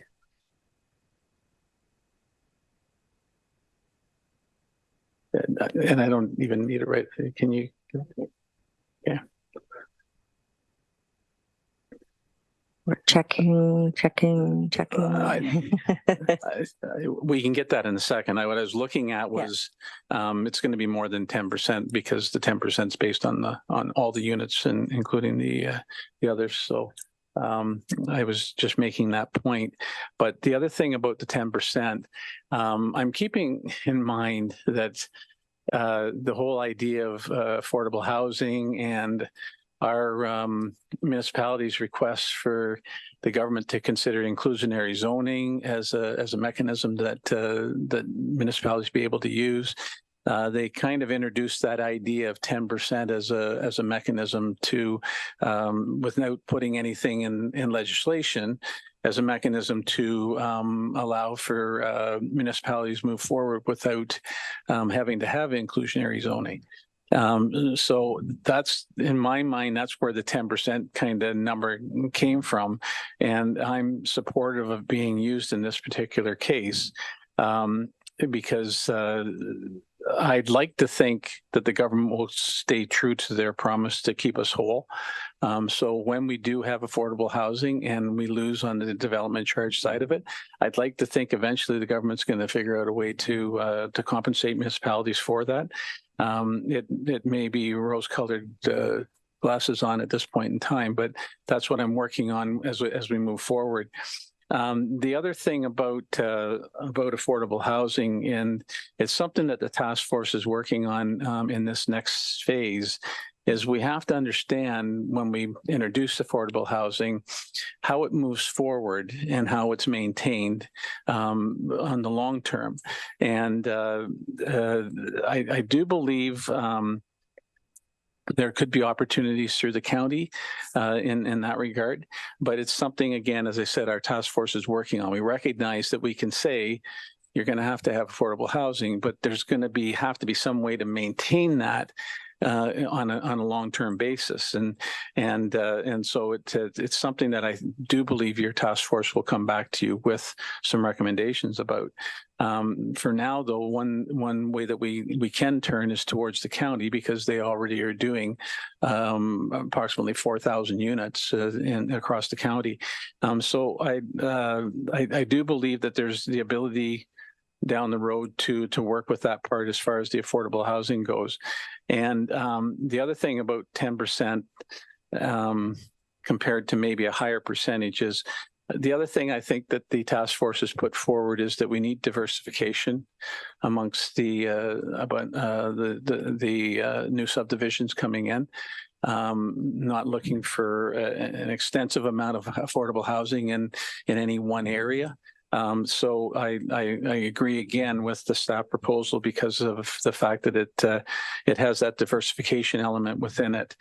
And I just wondered, in regards to the proposed official plan that we have, that we're working on right now, would the density request that's being asked here and the significance of the change, would it be the same under the proposed official plan? Director Valentine. Thank you, Madam Vice Chair. Through you, we certainly are looking to define the word significance in that similar policy, which was carried forward to the new official plan, likely in line with staff's recommendation today. In the new official plan, these lands are designated as future neighborhood, which could accommodate low, mid, or high-rise structures. Thank you. And just to follow up on that, I was just getting clarification, and I was pretty certain of it, but that it's a consideration within the current official plan to allow for this type of thing to happen where we feel it's appropriate as a council. They still have to go through the other processes and they have to meet those requirements. And that's the one other thing I wanted to ask about was during Planner Nolan's presentation, you talked about there still would be the requirement because of the concern of making sure there was water and wastewater available. I just wanted to clarify that that's not because we feel there's a restriction of water in Collingwood. That's just a part of the process. And if I could just get clarification. Director Valentine? Yes, thank you, Vice Chair. I can respond to that question. And just a note that Community Planner Nolan has those numbers of how the apartment units are intended to be divided out, the 307 between the two phases. So I'll hand it over to her momentarily, but the Deputy Mayor's correct that through this servicing capacity allocation policy, the development was evaluated and the timing of servicing in terms of when the allocation occurs is closer to when shovels are in the ground. And that would be a future decision of council at the time of registration of the first phase. For the phasing, it's split in half. So 307 units. You have 154 in phase 2 and 153 in phase 3. And those are also divided among 4 different buildings. So 2 buildings on one phase and 2 on the other. And that's apartments and townhouses? Sorry, no. Phase 1 is townhouses. There's 70 townhouses proposed. In the apartment buildings, they're proposing 4 buildings of 307 units total, which split between 2 phases because of the SDUs. So the 10% is of the apartments only? Yes, it's the apartments only, yes, because the policy in the OP only is to increase that density, which is the high density of that block, block specifically. Thank you. Thank you, Chair. Thank you, Deputy Mayor. Who's on first? Okay. Councillor Houston. Thank you, Chair. I'm just looking for a little bit more clarification on the affordable housing piece, because I do have some concerns about the specific wording on page 3 of the report. It does say that the affordable housing will be within the rental and or ownership price point, affordable to the 4th to 6th decile. And then it goes on to state that the affordable housing units will be for a maximum of 25 years. So what's to say that one of those rentals will be affordable and 29 of them will be sold under condo ownership? And since it's a maximum of 25 years, not a minimum, they can't be resold within a year at a higher rate. Director Valentine. Thank you, Vice Chair Doherty. I can try to unpack that, but if I don't catch it all, just remind me what I haven't gotten to. So we can, again, so we're working with the developer for the voluntary provision of affordable dwelling units. We have no mechanism to require them to be either rental or ownership. We can say irrespective of how this project, and we understand that the main intent is rental, but that could change in the future. We can hold the developer to the affordability level to the 4th to 6th deciles, whether that's the rental, which is a different number than the ownership. So that we are able to do. If there was a misread or a miscommunication in the staff report, the intent was to have those units for the full 25 years, whether they are rental or ownership. So we can certainly clarify that in the conditions of draft approval and the official plan amendment should council wish to go with option 2. Did I hit on all the points or is there still additional clarification? Councillor Houston. I think as long as it's reworded a minimum of 25 years, then I'd be fine with that. Thank you. Thank you. Councillor Baines. Thank you, Vice Chair Doherty. My point that I'd like to make right now is about process and due process, and particularly to, I believe Mr. Marin said that he only found out on Thursday, November the 30th about this. And that was not enough time to review all the materials in order to present a response, if you will, tonight. And I'm sure that our excellent staff were adhering to the rules set down by the provincial ministry here in regard to this, but I would put it to you that I think our town should change its policy to allow more time for individuals such as yourself or others to chew this stuff over adequately in order to present a response. I might not agree with that response, but as far as due process, I think you're owed it. And I think, and I would bring a notice of motion at some time in the future to that effect, because I think it's only natural justice. Having said that, I hope that with the 2 weeks, i.e. till Monday, December the 18th, you can review this material and get us a response prior to that meeting. Having said that, I really do support most of what's in here, but it ain't over until council votes it. So you've got your work cut out for you. Those are my comments. Thank you. Thank you, Councillor Baines. And I believe that we actually, I think the director stated that we had actually gone over and above our mandated requirements for this second staff report by sending notice to anyone who had provided an email address at the public meeting that this meeting was coming forward. But that said, you are correct. This final staff report will not be approved until, or will not be brought to council until December 18th, at which time it will receive its final approval. Mayor Hamlin. Thank you, Madam Chair. I just wanted to speak to the due process just very briefly. I think this hits on an issue that staff know is near and dear to my heart, which is how much time or how early the agenda is out before the meeting.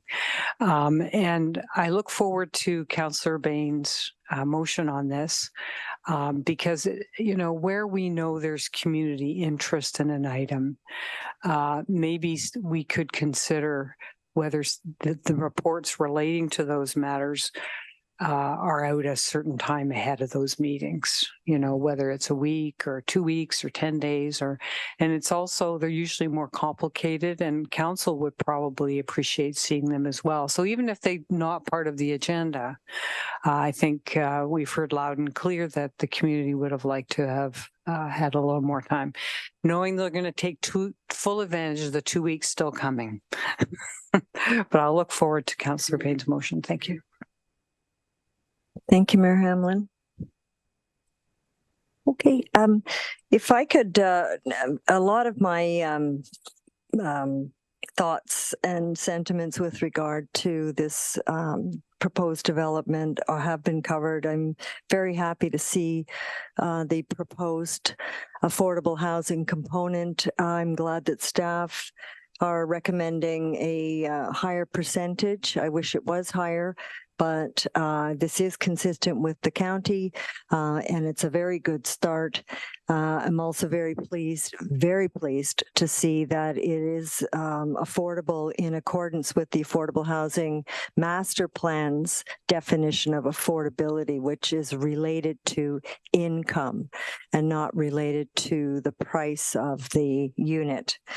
I did have questions whether the affordable units would be for rent or for ownership. I'm hearing back that this is a detail that we will see as we work through the conditions of draft plan approval.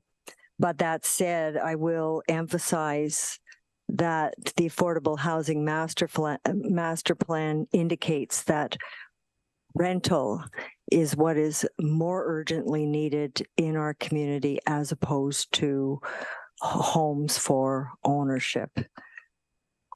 I did have a question for Director Slama, actually, and it had to do with the width of the streets. And it's generally my thought is we are concerned about traffic calming, particularly along Holden. And I recently read a report that reiterates that narrower local streets are much more closely aligned to complete street policy plus narrower streets tend to naturally slow traffic. And the width that was recommended in this is WHP paper is 7 to 7.5 meters, and that would allow for parking on one side of the street, two-way traffic, and a bicycle facility. So do we know at this point in time what the width of the streets will be? Thank you, Vice Chair. I will ask Manager West to answer that question for you. Thank you very much, Chair. The short answer that I can provide right now is that the subdivision would be designed during the detailed design stage, the actual road widths. They'd be following the town's development standards in terms of roads. The short answer is that currently the local road standard is 8.5 meters width total within the development standards. It is on our operational plan to provide updates to the town's development standards as well, and a narrower road width is on our list of items to review and update as well. So I didn't want to give the answer to say they're building an 8.5 when there's still quite a bit of work that the developer and their consultants team will have to do prior to that actually coming to fruition. So yeah. Thank you. Glad to hear that. I mean, narrower streets are going to be a cost savings for the town and or the developer, just based on maintenance and construction in the first place. Not to mention the benefit of traffic calming. With regard to the traffic calming mechanisms for Holden, I believe the staff report referred to speed bumps. And so I'm wondering, are those permanent or speed bumps or temporary speed bumps? Thank you, Chair. So again, it might be a little bit too premature to speak to what specific traffic calming mechanisms that they'll be implementing on Holden Street. It would have to follow the town's traffic calming policy and some additional reporting by the developer and their team. So again, speed humps or speed cushions certainly are an option that could be considered on Holden Street, but would be subject to further detailed design and review as well. I know many communities where speed bumps? Both. Okay. But, humps in this are case, being used, are permanent. And certainly this would be a lot better going back to our school zones, as an example, if they were permanent as opposed to what we have now. Trying to make my questions and comments as short as possible. The drainage swale on the I'm trying to figure out whether it's east or south, the swale that would run between the new development and the homes on Chamberlain. Is there an opportunity with that to actually introduce the notion of rain garden as stormwater, natural stormwater absorption mechanism?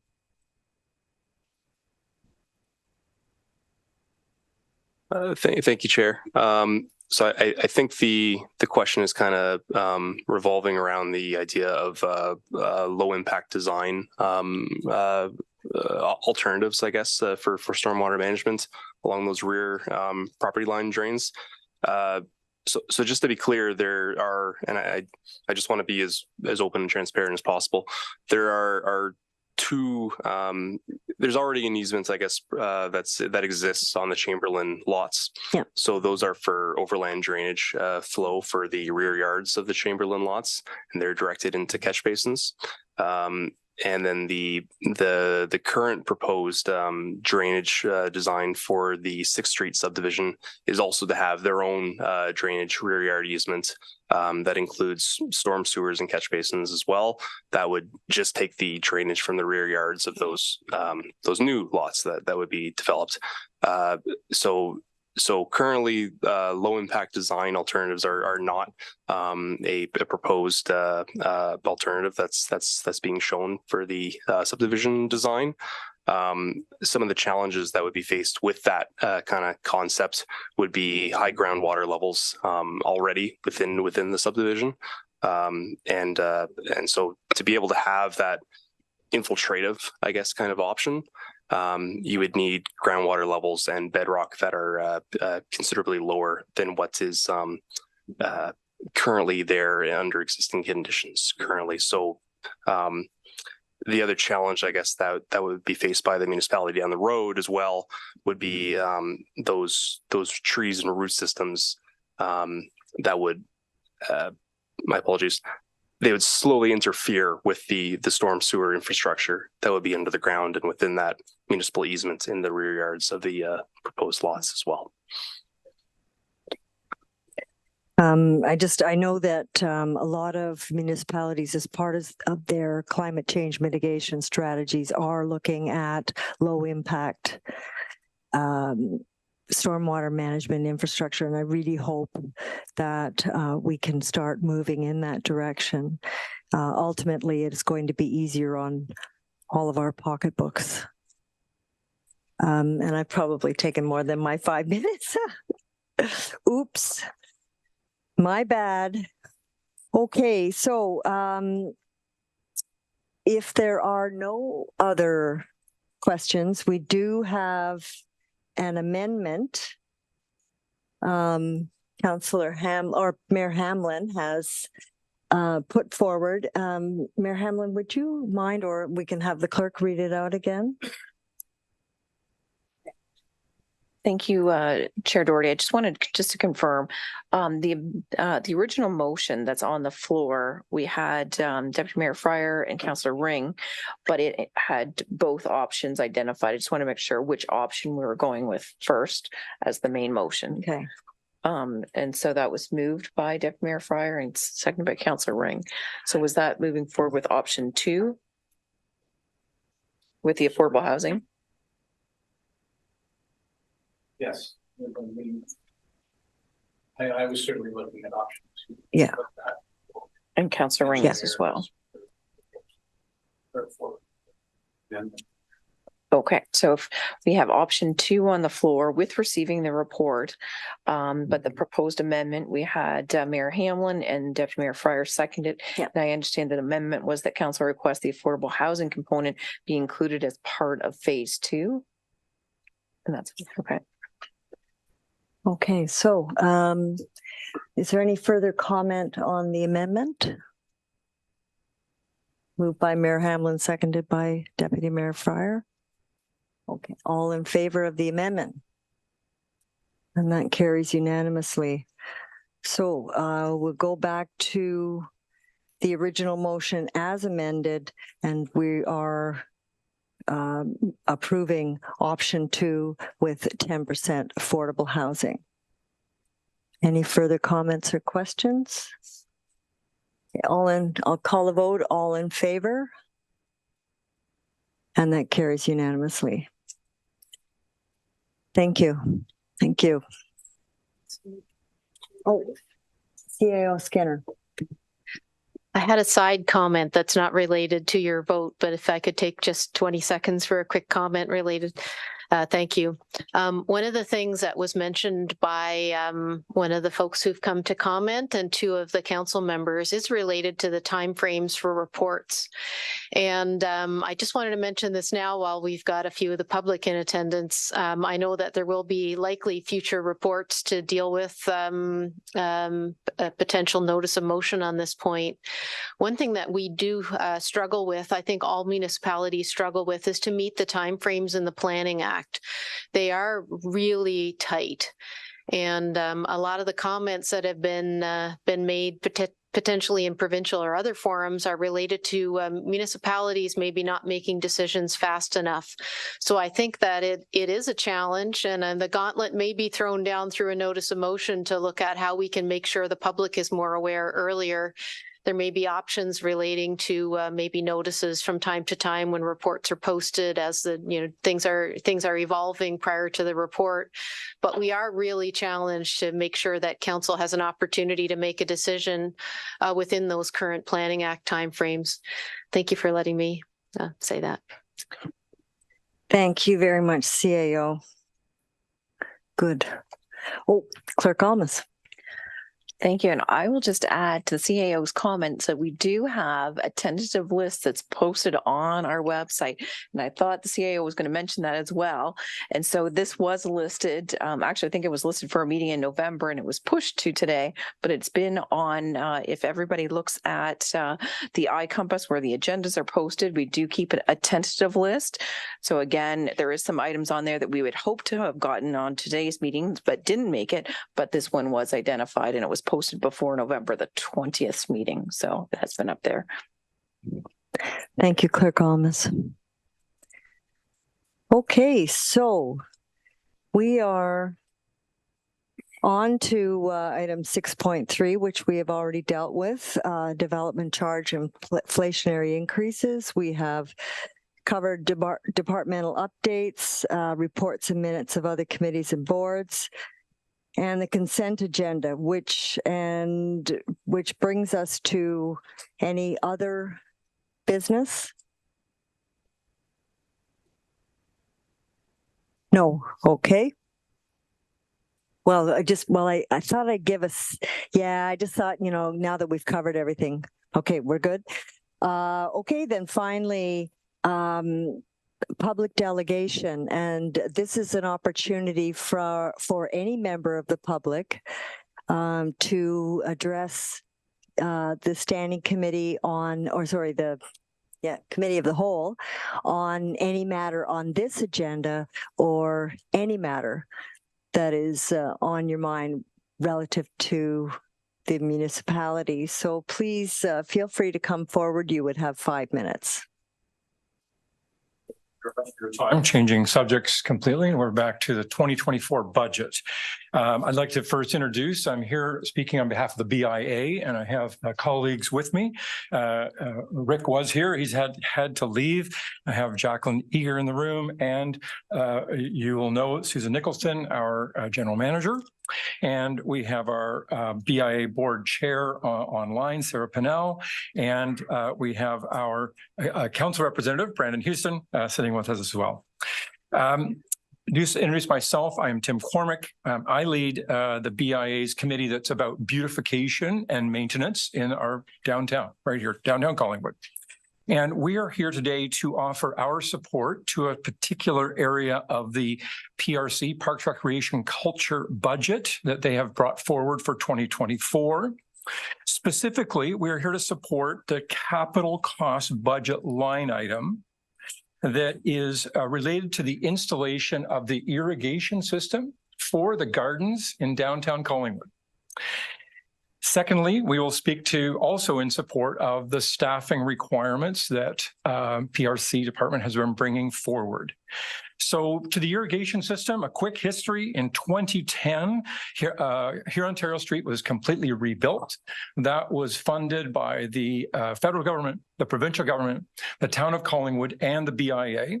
And at that time, among many things, the street, the sidewalks, the lighting, and the planters were built, and the infrastructure was put in place for putting an irrigation system in. So all of the pipes we've already paid for, all of the heavy lifting, it is already in place.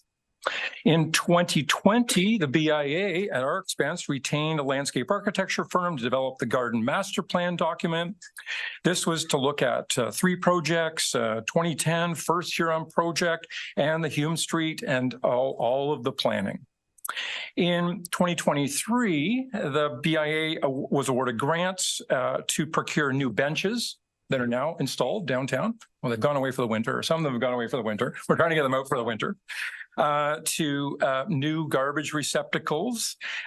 We also have new large planters you will see in the gardens, and new bicycle racks. And this was not a town expense. This was all funded through grants that Sue Nicholson has been able to procure.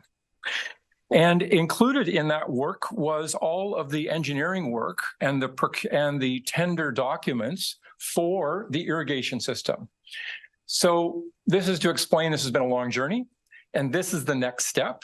And we would love to see this move forward. Let's keep moving. It's been since 2010. Let's get the garden. So the benefit will be more successful gardens. So we'll see even within the existing plantings, the plants will be more successful. It will also pave the way to the next stage, which is outlined in the master plan, that we can look to an enhanced planting to raise the bar on how downtown Collingwood appears all 4 seasons. So we're really looking at an enhanced garden that's always been part of the vision and trying to bring that to fruition. So this item is itemized in the PRC capital cost budget. And we also want to encourage support of the PRC operational budget to ensure that it can accommodate and plan to hire and hire and retain employees, which they have suffered through for many years. And that's impacted all of us, including downtown Collingwood. Thank you for your time. Appreciate it. If you have any questions, we have our committee here if you have any questions for us. Thank you so much. And thank you for hanging in.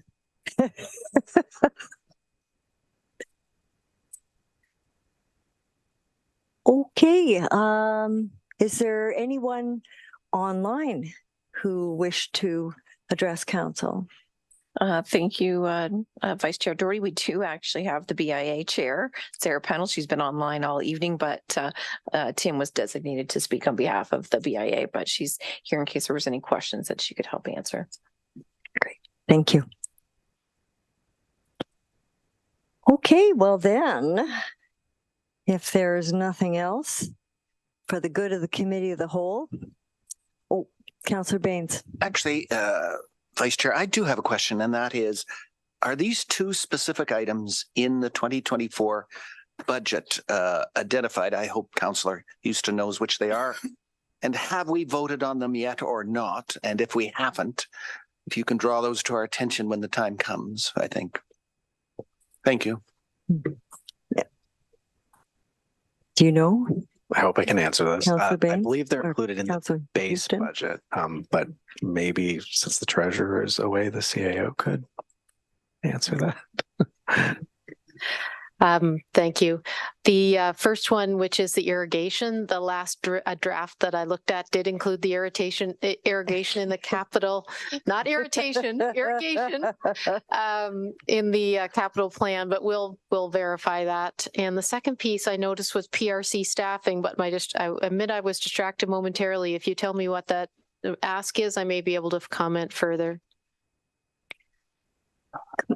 Come on, yeah. Better one to collaborate on this, but it is about the ability to recruit and retain employees. Okay. Yes. Thank you. Yeah. Then I am aware we were looking at whether from an internal policy perspective, we would be able to recruit some of the parks staff, not only at the first step in the ladder chart, and we have planned for that in the coming year, and it is within the proposal that is already in front of council in the operating plan. Yeah. Thank you. Anything else? Okay. Can I have a motion to adjourn? Councillor Potts. All in favor? Ta-da. Get out of here.